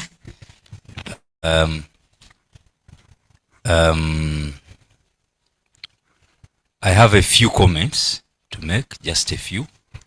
Thank you. The first one, this is really a comment. You may decide to think about it. I see in your findings you have barriers to women's participation in the livestock value chain. And I also see you give recommendations based on barriers. I think your conclusion, I think it's the conclusion? Yes. So why you might need to consider having an objective on these barriers, because they seem to be appearing a lot in your work. So maybe that is something you can sort out later. Yeah, we discuss with the supervisors and they guide accordingly. Thank you. But I think strongly that you need an objective on the barriers, and for us in gender, those are very critical. Okay, Doctor. And then in your theory, you said these domains, you talked about the domains of gender analysis. Yes. roles, resources, Yes. etc. But again, I think these domains are not a preserve of USAID. These domains have been used by many feminists. Yes. So I was a bit uncomfortable when you tied it to USAID. These domains are standard, if I'm to use that term. Yes. So probably you might need to use a feminist scholar. Okay, Doctor. Not necessarily USAID. Okay. You can think of Naila Kabir as well, because she talked about them, and many of these other gender scholars. Okay, thank you. Now you look into it. That is also a comment, if I'm to call it. And then the paradigms. Your study was mixed methods. Yes. Yes, Doctor. I think instead of using interpretivism and positivism, yes, it is better you use pragmatism. Okay. Because pragmatism is the one that calls for the use of mixed methods. Okay. So I think when you're discussing your paradigm, you should concentrate on pragmatism. But don't bring in positivism because I used quantitative. And then you say interpretivism because I did qualitative. Okay. So it is better you say, because pragmatism is one that argues that we can use different methods. Okay. Okay, whether qualitative or quantitative. I will address that, Doctor. Thank you. Okay. And then in the methodology, I liked the use of photo voice. I was really impressed because I think it is gaining a lot of popularity. Thank you. And I think it also helped you to uncover so many issues. Yes, Doctor. And then I was wondering, maybe it is in the thesis, when you talk about FGDs, key informants, this being a gender study and a PhD in gender studies, sometimes you want to disaggregate. Tell us if the key informants were 31, I can. How many were men? I can mention many them. were women? In fact, I know them. You know? Okay. Okay. And then even the FGDs, gender segregated. Okay. But I think here in the PowerPoint, you missed it. Okay. But you need to state that clearly also. Yeah. I think in the thesis they are there. They are segregated. Exactly. Yes. And then I will go to the findings. Before the intervention, 90% of the decision making on livestock was by men. What about the decision making on vaccination before the intervention? Did you look at that? This one, I think I did not consider that. Because I think it would have been important, since your study was actual on vaccination of those two diseases. Yes. You should have captured decision making on vaccination before the intervention, and then me, I thought you actually missed it, but I don't know. You can look at your data and include it. Okay. And then I see, again in your findings, they are what you are calling challenge stereotypes. When men started cooking, fetching water, sometimes we call these positive masculinities. So I don't know how you want to look at it. Yes. Whether in your study, in the process of trying to encourage these men, or in the project, because I think there were men. Yes. You talked about men who are engaged as men role models. As what? Men role models. As role models. Sometimes they are called male champions. Yes. Yes. So I don't know whether the project actually tried to encourage these positive masculinities, where men can actually help women on some tasks and do certain things and appreciate the work that they do. So that is also something that you can think about. Okay, thank you. And see how you can maybe pick it from the project and include it in your in your work. Okay, thank you, Doctor. I will look into it. Then in the conclusion, you take us back to the research design. In the design you cited the longitudinal design. Your study was longitudinal because you looked at the before and during the intervention. Yes. But again, somewhere you talked about action research, that this was an action research project. So I don't know whether, again, you are trying to look at the design of the project and then the design for your study, your PhD. So if you stick with longitudinal, let it be longitudinal, because you are talking about action research and then you're also talking about what? The longitudinal. Longitudinal. You may need to draw a line between those two. I will address that, Doctor. Thank you. Yeah, I think that is all. I thank you very much, Chair. Thank you, Doctor, for that. Thank you. That is Dr. Richard Yagaba Asaba Bagonza. Now we have Dr. Frederick Chindi, a panelist. You can sip some water. Don't gulp, as I have said. Yeah, I know. Okay, thank you so much for that presentation. Thank you, Doctor. Mine, I have 5 issues to point out, and they are solely based on what you presented. I will start with the theoretical frameworks. You happen to use 3 frameworks: citizen ladder of participation theory, Yes. empowerment theory, Yes. then of course the other one, you said 5 domain of gender Yes. analysis. Yes. My question on that, where do all these framework merge? Because you seem to, when I remember what you are saying, that this theory is looking at the first objective, this one. So finally, where do they merge? And if they merge somewhere, what comes out? Okay. That's a question for you to think about. Then yesterday was mixed method. They have commented on that. And the longitudinal. Now, if I'm meant to understand, longitudinal typically measures pattern of change. For example, if people are adopting something, if you make an intervention, you keep on going back and see the series of study to see how are people adopting. So, was yesterday a one-off that, okay, people are like this before, now they have adopted? Because within longitudinal studies, there are other subset. There is panel studies, which could be following the individuals who were affected by intervention. Were you following the video to see? And also cohort studies, where you follow the group that was targeted for the intervention. So think about it. But as far as I know, longitudinal, it's about pattern of change. Yes. You don't only make one study and you say people have adopted. No.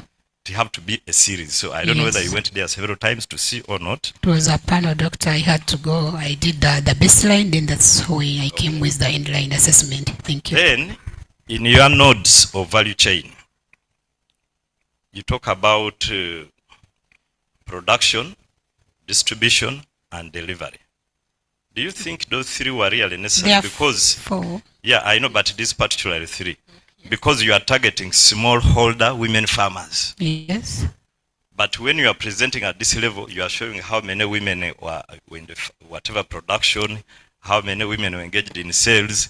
Those, I thought those were not really your typical target. Your target were these smallholder farmers whom you want to see how are they participating and how are they empowered by this program. So I needed that clarity. Can I clarify, Doctor, on that? Okay. In fact, you are right. Yes. My study focused on the 2 nodes, delivery and the end user. When we come to delivery, I looked at these animal rights service providers. And then for the end user side, these were farmers. But the other 2, I wanted to bring them so that people could get to know what are these 4 nodes along the livestock vaccine value chain. I thank you. Oh, okay. Then somewhere you talk of access and control, that women had limited access and control over land, livestock, finance. Now, when you talk of limited access, what do you mean by limited? It means to some extent they had access, to some extent they didn't. But define for us, what do you mean by limited? Yeah, thank you, Doctor, for that question. When I talk of limited, from the focus group discussions that I was conducting, there were some of the women who were who had access and control over land, livestock, and also finances.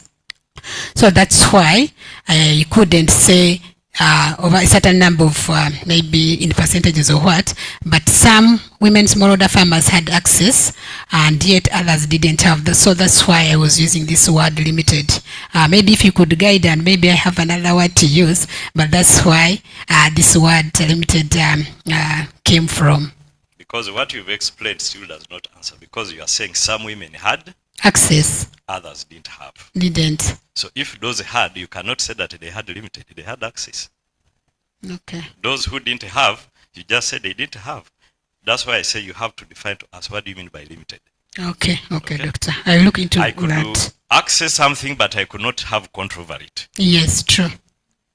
Yes. Because as we all know, most women have access to land through their male relatives, husbands, brothers, fathers, like that. Yeah, true. They can't make decision over that land, but that's for you to think about. Okay. Then finally, the findings seem to show after the intervention only positive changes. That's what I noticed. But hardly do you talk about whether they led to increase the work burden for the women back home. Because all I see positive, it was positive, but did you bother to find out after the beside the positive, what other negative outcome came out? Because now that they were participating into this livestock, whatever, and they were empowered, did that save them from household work? Although you showed us a certain gentleman there cooking, does that give us a whole picture that actually women were completely empowered or something? That is something for you to think about. Okay, thank you. Those are my comments. Thank you so much. Thank you, Doctor. Thank you, Doctor. You can take a sip of water.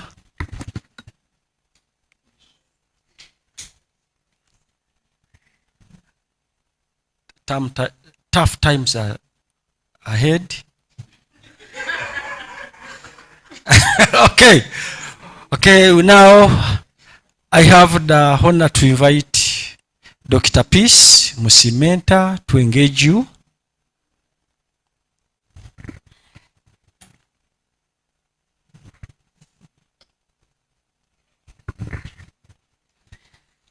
Thank you very much. Lillian Tukahirwa for this beautiful presentation study, which is which speaks to most of us. Thank you, Doctor.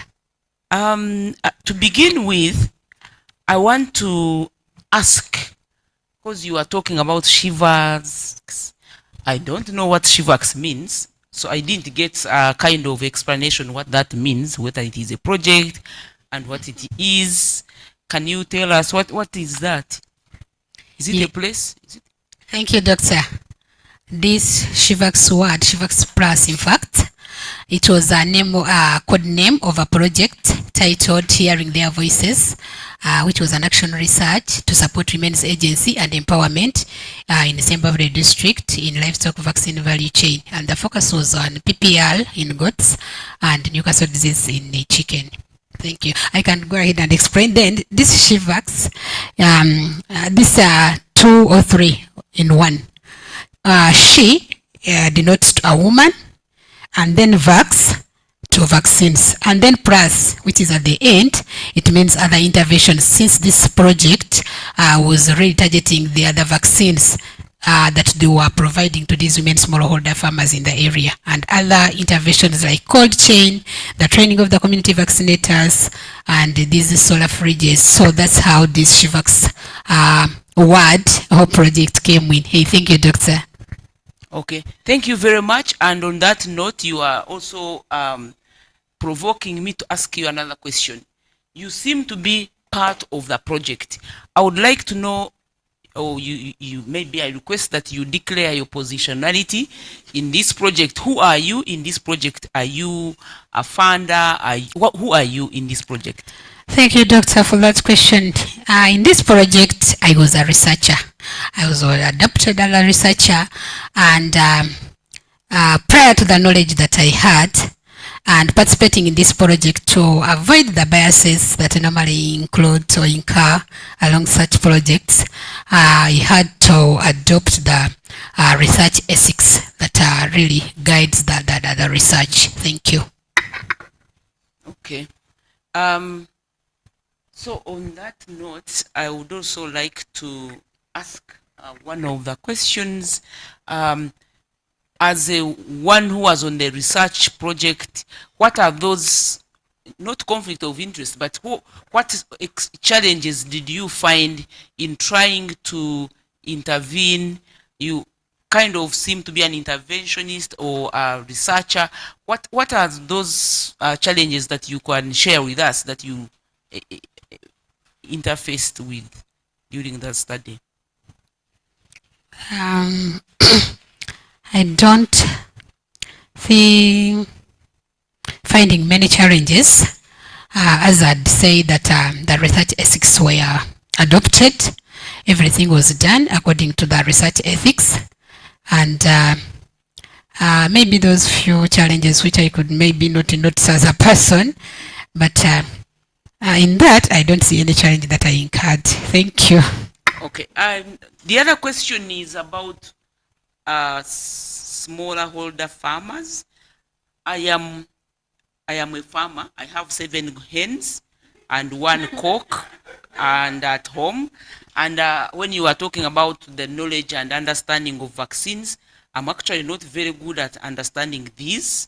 And sometimes I use aloe vera, enjaga, and some other things which they tell us to use conservative means. So should I count myself as one of the smaller holder farmers that you would have studied? Thank you, Doctor, for that question.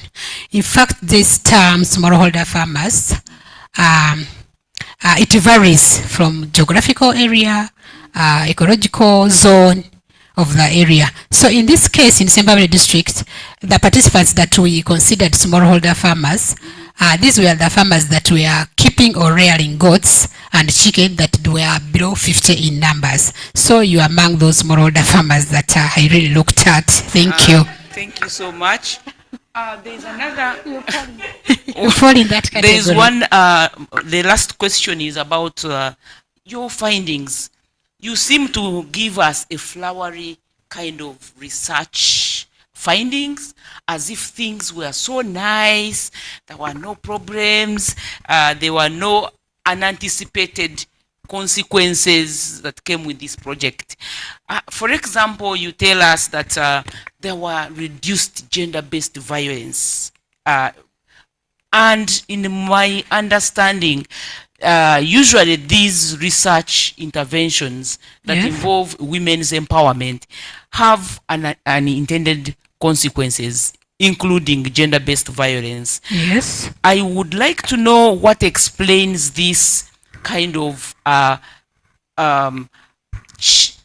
finding where gender-based violence, women are getting money and there is no gender-based violence and there is no repercussions of a patriarchal kind of challenge. What explains this in the study area? Doctor, maybe I request that maybe you rephrase my question is, most interventions that come focusing on women and giving them resources have actually ended up creating perpetuating gender-based violence, where men feel are being disempowered and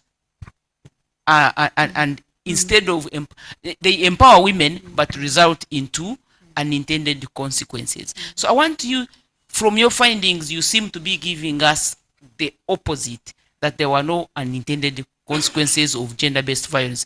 Instead, you had reduced gender-based violence. What explains this?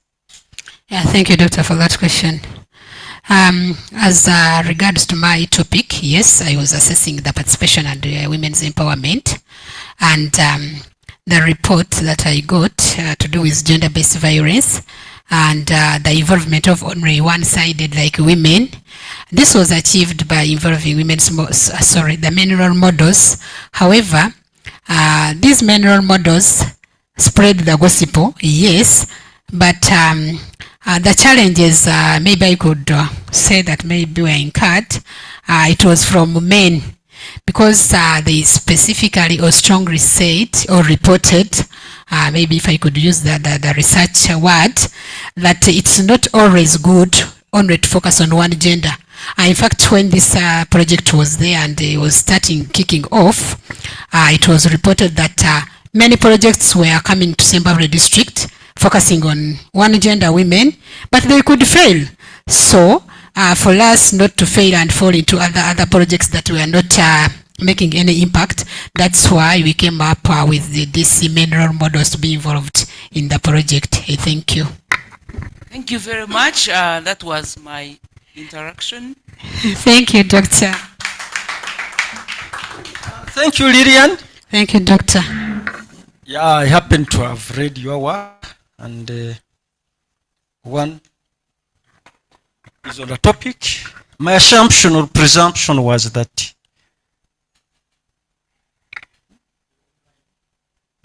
the online come after the panelists.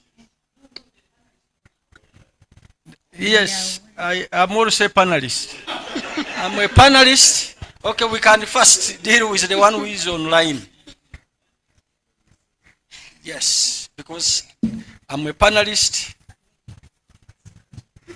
though a chair.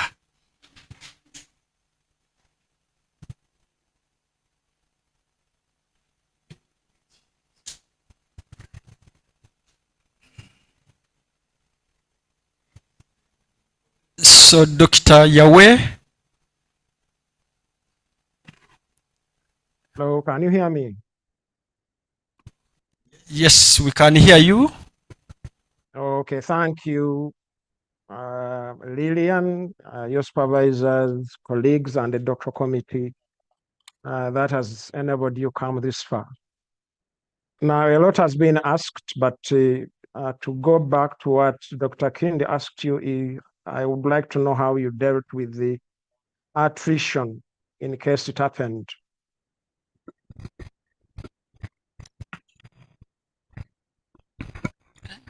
Excuse me, I beg your pardon. Did you attrition? How did you deal with attrition, meaning dropping off of some of your respondents?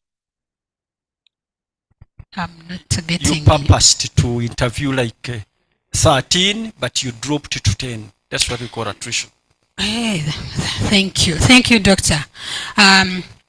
It was not intentional to drop some of those participants from participating, and the 3 participants that withdrew from that dropped, they were not withdrawn, they dropped themselves from the participation, and I think they had their reasons, which up to now, because I couldn't get the direct one-to-one, maybe I could get the main reason why they left the photo voice activity or to continue participating. So the issue was not that we dropped these women, they just withdrew themselves with their reasons to, which I think they had their reasons to why. Thank you. Okay, thank you. But at times you don't drop them, but because you might say pastoralists on the move, is something that you need to take care of, because at times you could have found me at location A. The next time you come, I may not have moved on. But that's aside. My next question is, suppose you win a postdoc research grant to undertake a similar study. Speak to me about any 2 changes you would make while undertaking the new study. Thank you, Doctor, for that question.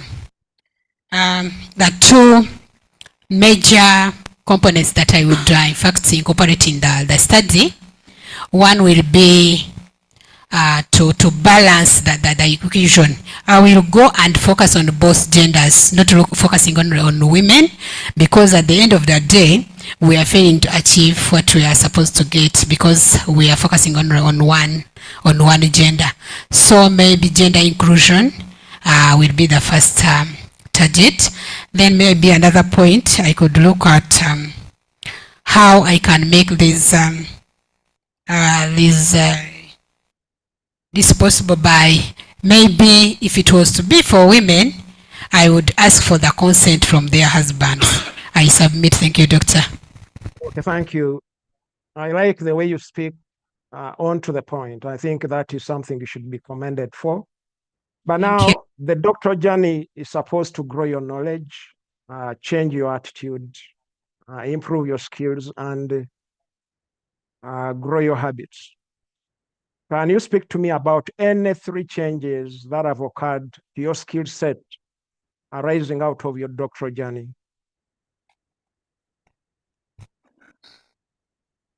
Thank you, Doctor. I think the first one is being confident.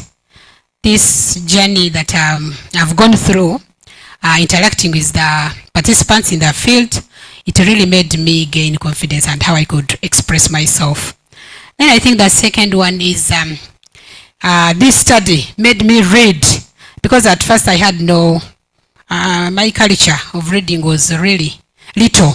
So this study also made me read and read and read. So at least that one I recommend. I've really achieved a lot and I can really do something when it comes to reading. Maybe a third one, maybe how to present myself before an audience like this one. I really feel great before such a big panel, and I thank you, Doctor.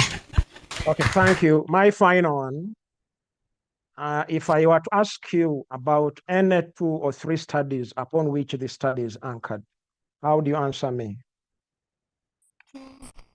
2 theories? I beg your pardon, sir?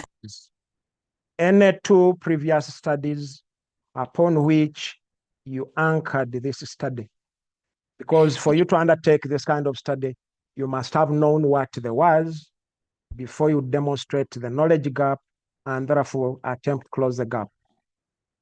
Yeah. In fact, the most one which I feel like I read and I was like, yes. I looked at a scholar, the feminist legal scholar, Tivatime Kilikuvinza. She talks about the customary patriarchal systems. That here in Uganda we have the laws regarding access to land, the same rights for both women and men. However, these legal laws are not really implemented like the way how they are supposed to be. And the reason being that when these customary patriarchal systems are not dismantled, these laws will remain symbolic.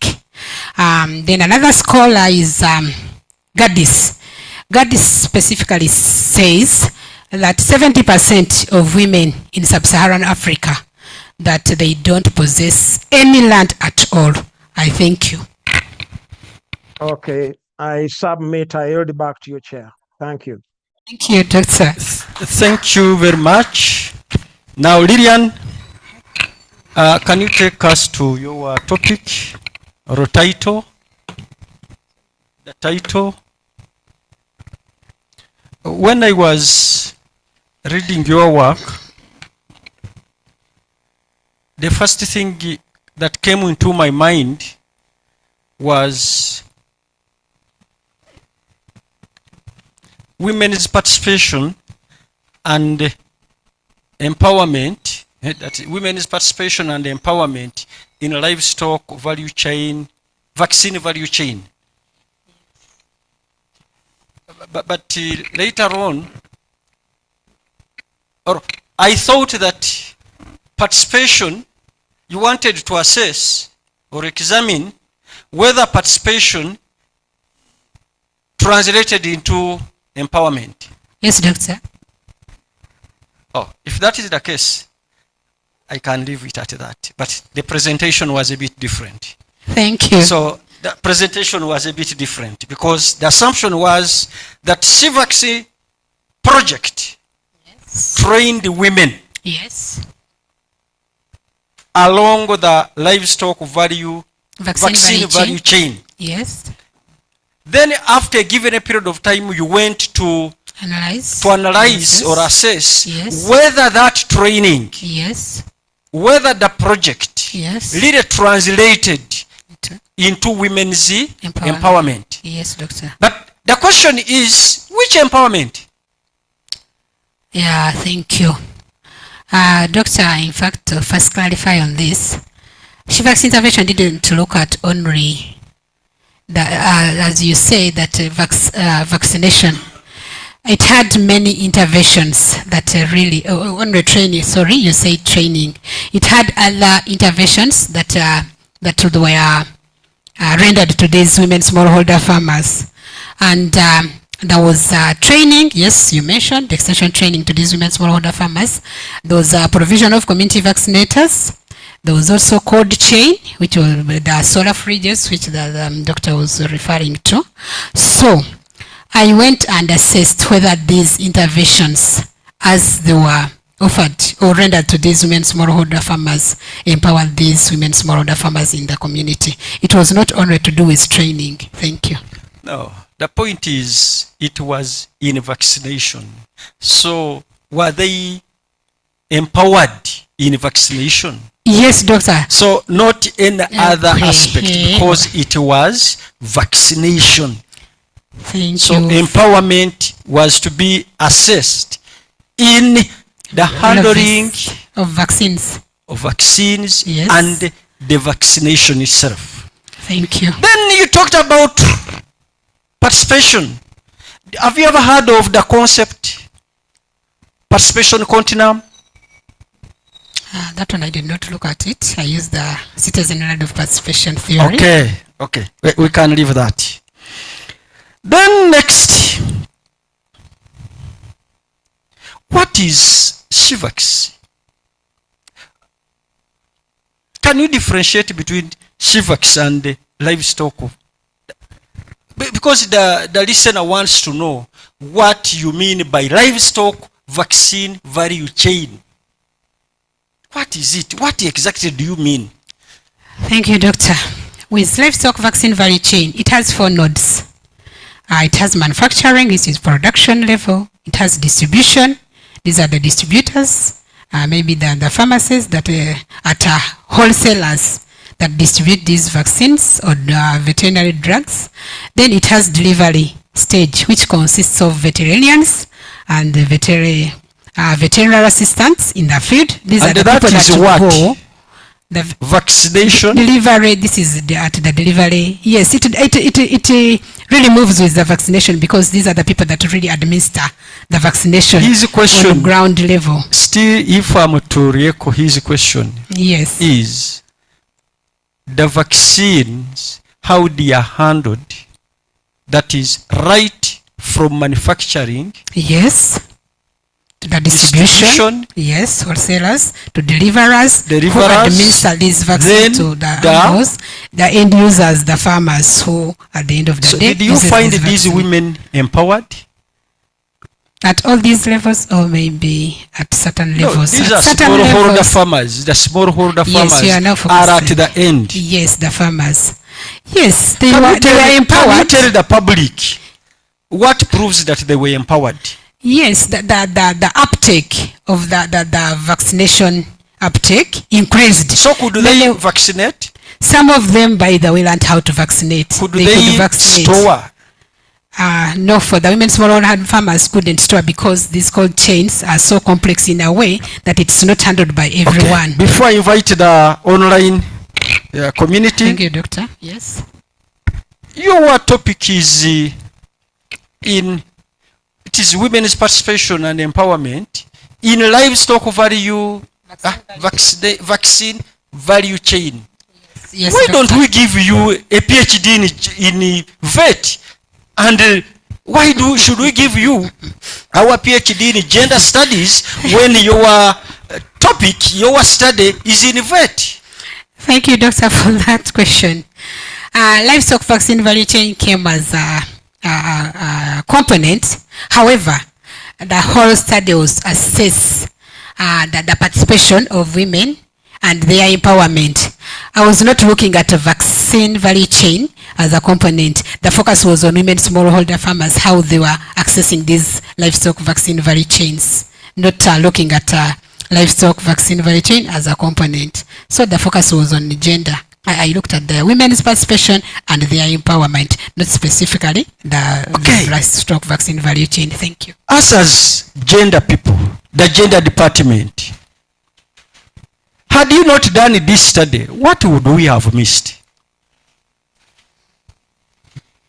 Yeah, thank you, Doctor. That's a good one. Had you not done this study, what would we have missed?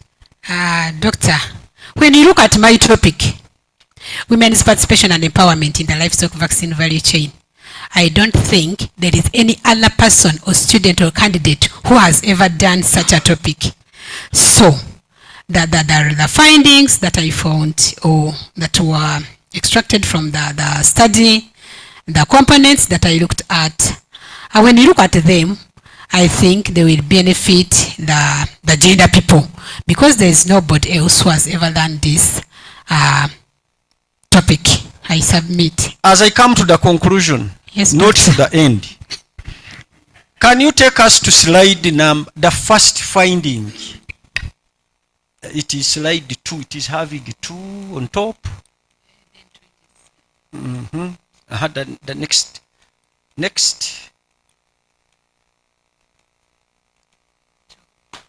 I don't want that. The next.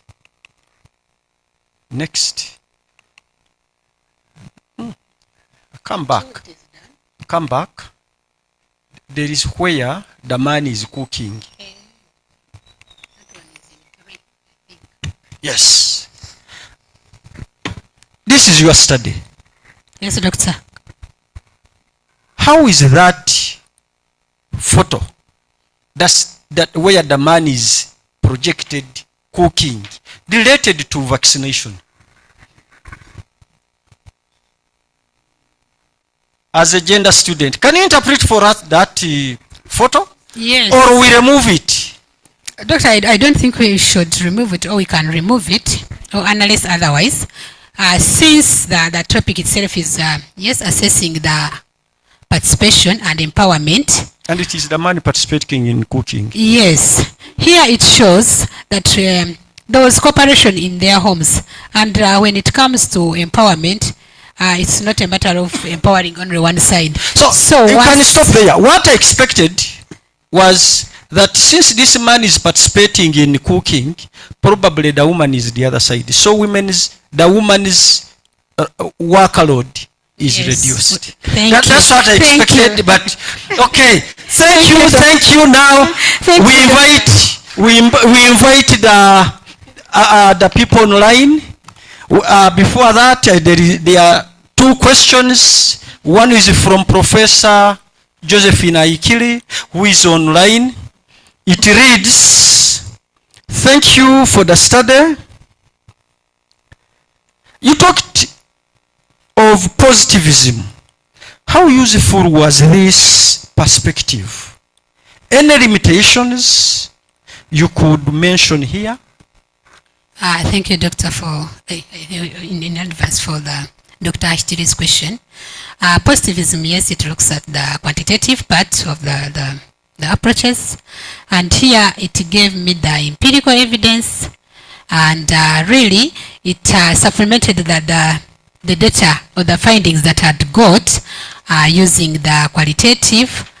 How useful? Yes, it really helped me so that I could maybe look at the comparisons. I don't know if I could say comparisons, or I could compare and see whether the data I got using the qualitative was matching with the data that I got, or the findings that I got using the quantitative part of the research. I think that's the way how I can answer that question. Thank you. So the second question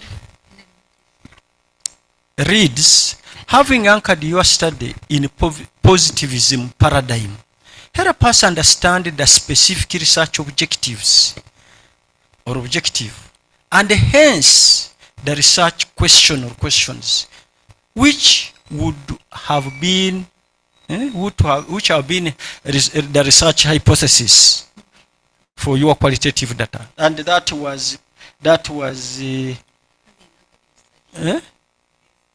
yes, it is. Meanwhile, you answer the question as I get the author to that. Doctor? No, this one, that one, number 2. Study in positivism. Mutesa, it is from Mutesa. Research objective and hence research questions which would have been research hypothesis. Thank you very much, Doctor. I can look at this question using positivism paradigm, which is a quantitative approach in this regard, and this positivism paradigm helped me, yes, to get the findings in the quantitative or empirical evidence, which I did not get using the qualitative approach. And as which regards is to saying specific research objective, you had that I 3 answered objectives. using it was the 3rd objective where I was analyzing the women's empowerment. Thank you. Okay. Alex K. Well done, Dr. to be. I wish you all the best. I have 2 questions. Please comment on how you ensure the reliability of your quantitative and qualitative data before analysis. Question 2. What comment do you have to say in case I say that you did not respect the principle of privacy of the respondents, considering the pictures in the PowerPoint slides? I can start with the last one. For the privacy, these respondents you are seeing here in my pictures, they consented. I couldn't put their pictures in my work without their consent. So before anyone's picture that was involved in this work, they consented that I could sign and the consented form, and those who could not write, they could use verbal consent. Then for the how you ensure reliability on your quantitative and for reliability of my quantitative and qualitative data before analysis, here I looked at using multiple researchers or the peer reviewers who could go through my work or my data before I could go ahead and do the analysis. Many independent researchers really, and the peer reviewers helped me to go through so that maybe I could have any bias on any data that was collected. I thank you.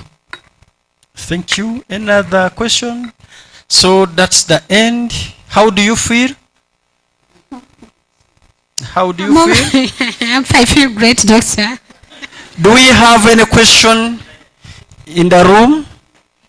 Any question in the room?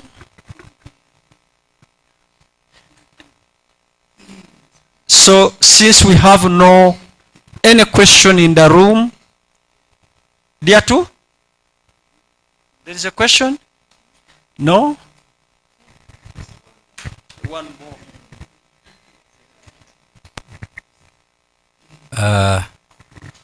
As researchers, So, Doctor.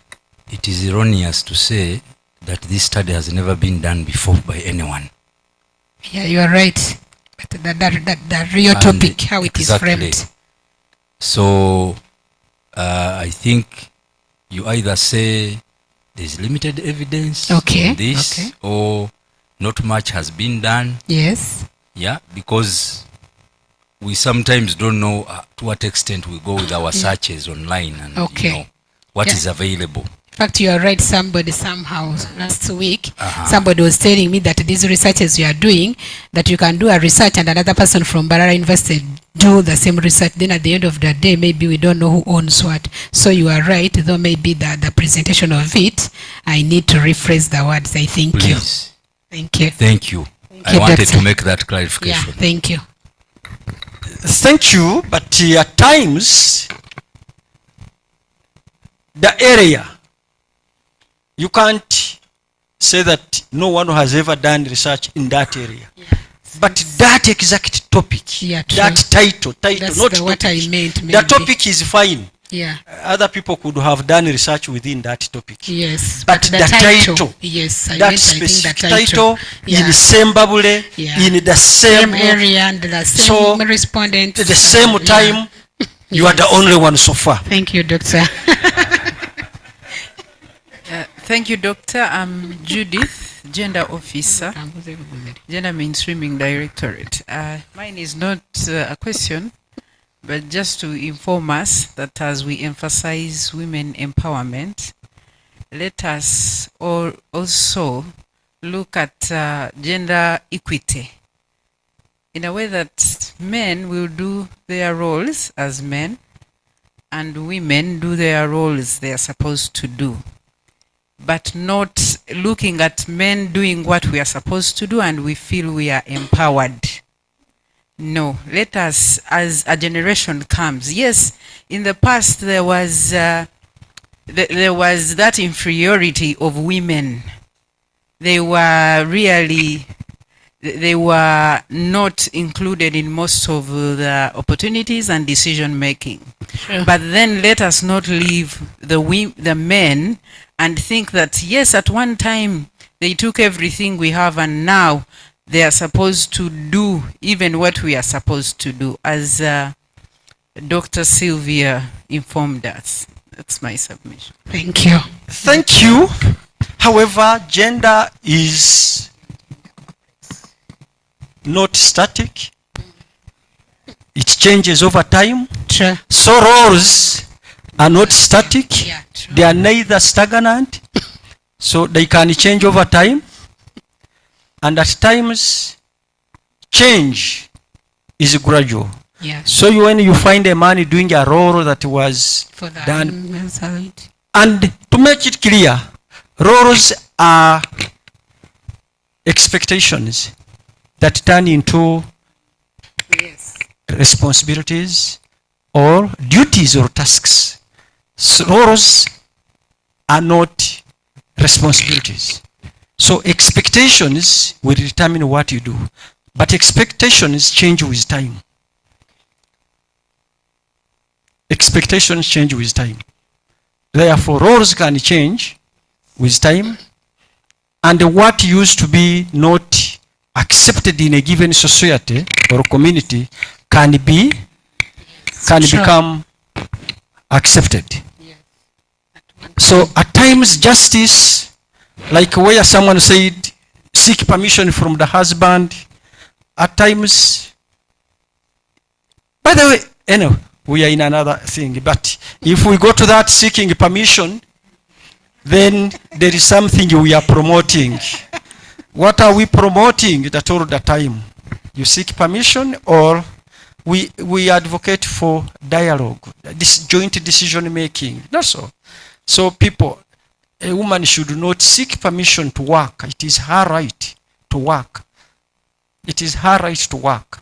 So she should not seek permission from the husband to work.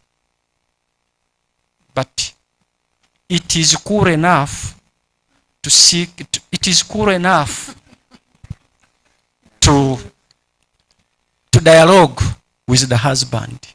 Can we work? But not seeking permission. Otherwise, we may end up promoting injustices. Okay. There is a yellow hand somewhere. Eric, can you make your point? Yes, thank you very much, Chair. Here I am. Chair, I want to thank you very much for this opportunity. I want to congratulate you, Lillian, on such a wonderful presentation and wonderful research. I want to make one comment, Chair, to Lillian, that I particularly love the way she blends livestock, value chain, and gender aspects. And I believe that it can go beyond her PhD research into practical strategic actions. I think beyond today, when you push her into a doctorate, some things that we can actually do to go back and enhance the lives of the people that she has actually been researching. So Lillian, congratulations, and we are very, very proud of you. Thank you, Mr. Thank Eric. you. I have to say congratulations so far. Thank you. The Yes, verdict Prof. is not yet. Yes. So at this point in time, I kindly request non-panelists to step out. Then you will be called back.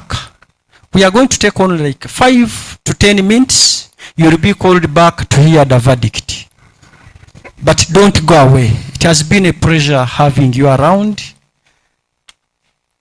Please don't go away. Don't go very far. Just be outside there.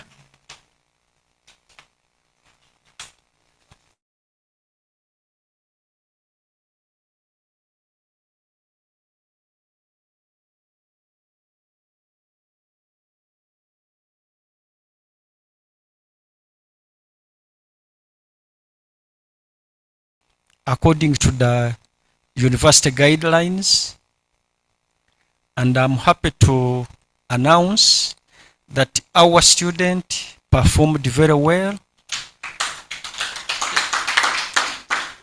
She managed to score 74%.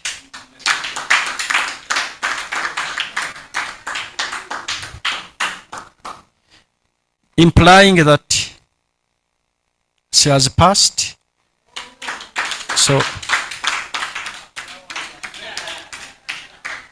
So according to the university rules and the regulations and the policy, Lillian was supposed to be given 3 months to address the comments. And if we are to give you 3 months, if you are stressed because you have taken many days without sleeping, you can enjoy the 3 months and miss the graduation. But if you want to graduate, if you are to graduate, we request that you address the comments and submit the revised version not later than Friday.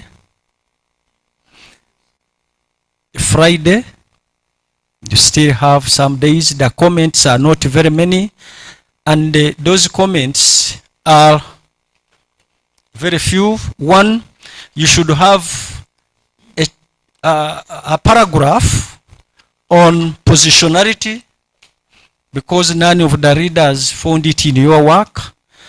So you declare the positionality. 2, you are required to tailor the recommendations to your objectives and the findings.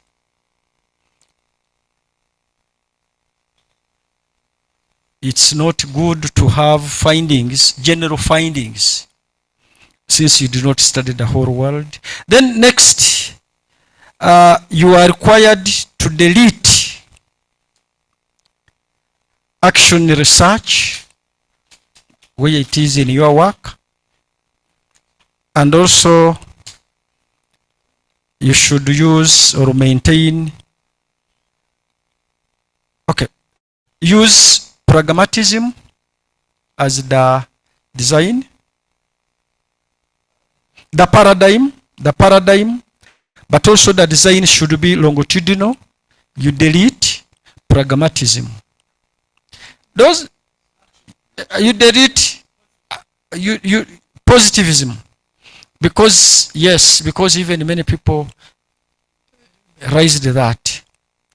So otherwise, congratulations. We are happy that you have joined that small group of the doctors very soon.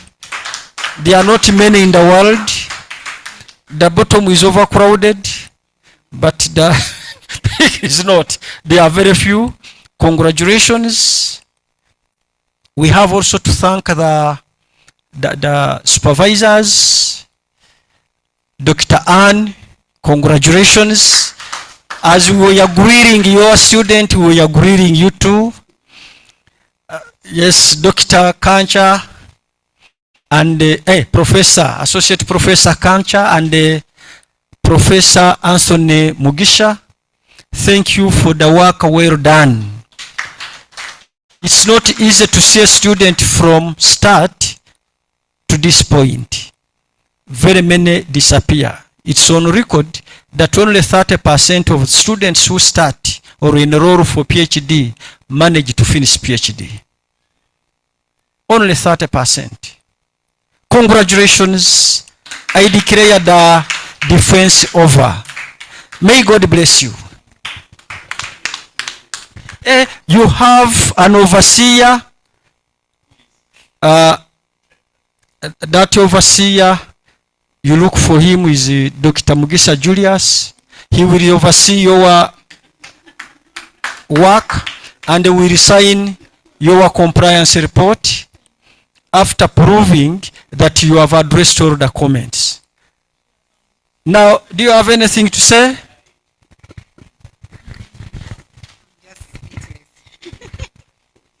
Thank you, Dr. Mugisha. I don't know even where to start and where to end from because I'm really excited. My supervisors, Dr. Ann, I have no words to say because this journey is not a simple one. There are some humps, you climb, you come down, you climb. Sometimes I could make some schedules to go and meet them. Then I could all of a sudden deny them a chance to go. So she was like, Lillian, no, most of the time, don't make this. Anyway, I apologize and ask for forgiveness where I wronged anyone. The doctoral committee, I thank you. My opponent, I thank you very much for accepting. Team Gender, Team Gender, I have no words for you. Dr. Mugisha, Dr. Sara, Dr. Kindi, I'm speechless. I don't know how I can thank you. I thank my family, first and of course, the Almighty God for all this far, and also the IDRC, which sponsored partially my studies. It was a self-sponsored study with my husband. Of course, I have to thank him in his absentia. With all the tuition, because Makerere didn't give me the tuition. I asked for the tuition waiver, I was denied. Reason being that I was doing a topic or a study that was not in the line with what I was doing. And you can really imagine I got shocked because gender cuts across, because I always hear that gender is supposed to be incorporated in all the course units across the university. So when I was given the reason that what I was doing was not in the line with what I was studying, but anyway, I went and informed my husband. He said, by the way, when you are going to start this PhD, did you first get the permission from them? I said I didn't. Then he said, so why are you worried? We shall look for the funds and we go ahead and do your PhD that you wanted. I really thank my husband, Commissioner of Police, Mr. Mihiro, in his absentia here. It's really great to mention him because at first I thought, where am I going to get all these fees or tuition? Really? The salary that we get here on M7, this one I declare, M7, how much do we get? Then you come and do a PhD of Simanyi 40 million what? Really, we need to learn how to say thank you to somebody who has done something good for you. And Dr. Mugisha, that for you, I don't know how to thank you because I also could call you. Then Dr. Ann was like, let's organize, Everybody was there for me at that Institute of Gender and Mainstream together as doctor. So I thank you for coming. I thank my colleagues. This lady, yes? Are they, so I didn't know it was being watched online. I also thank these people online for your time. Thank you very much. For God and my country. Thank you.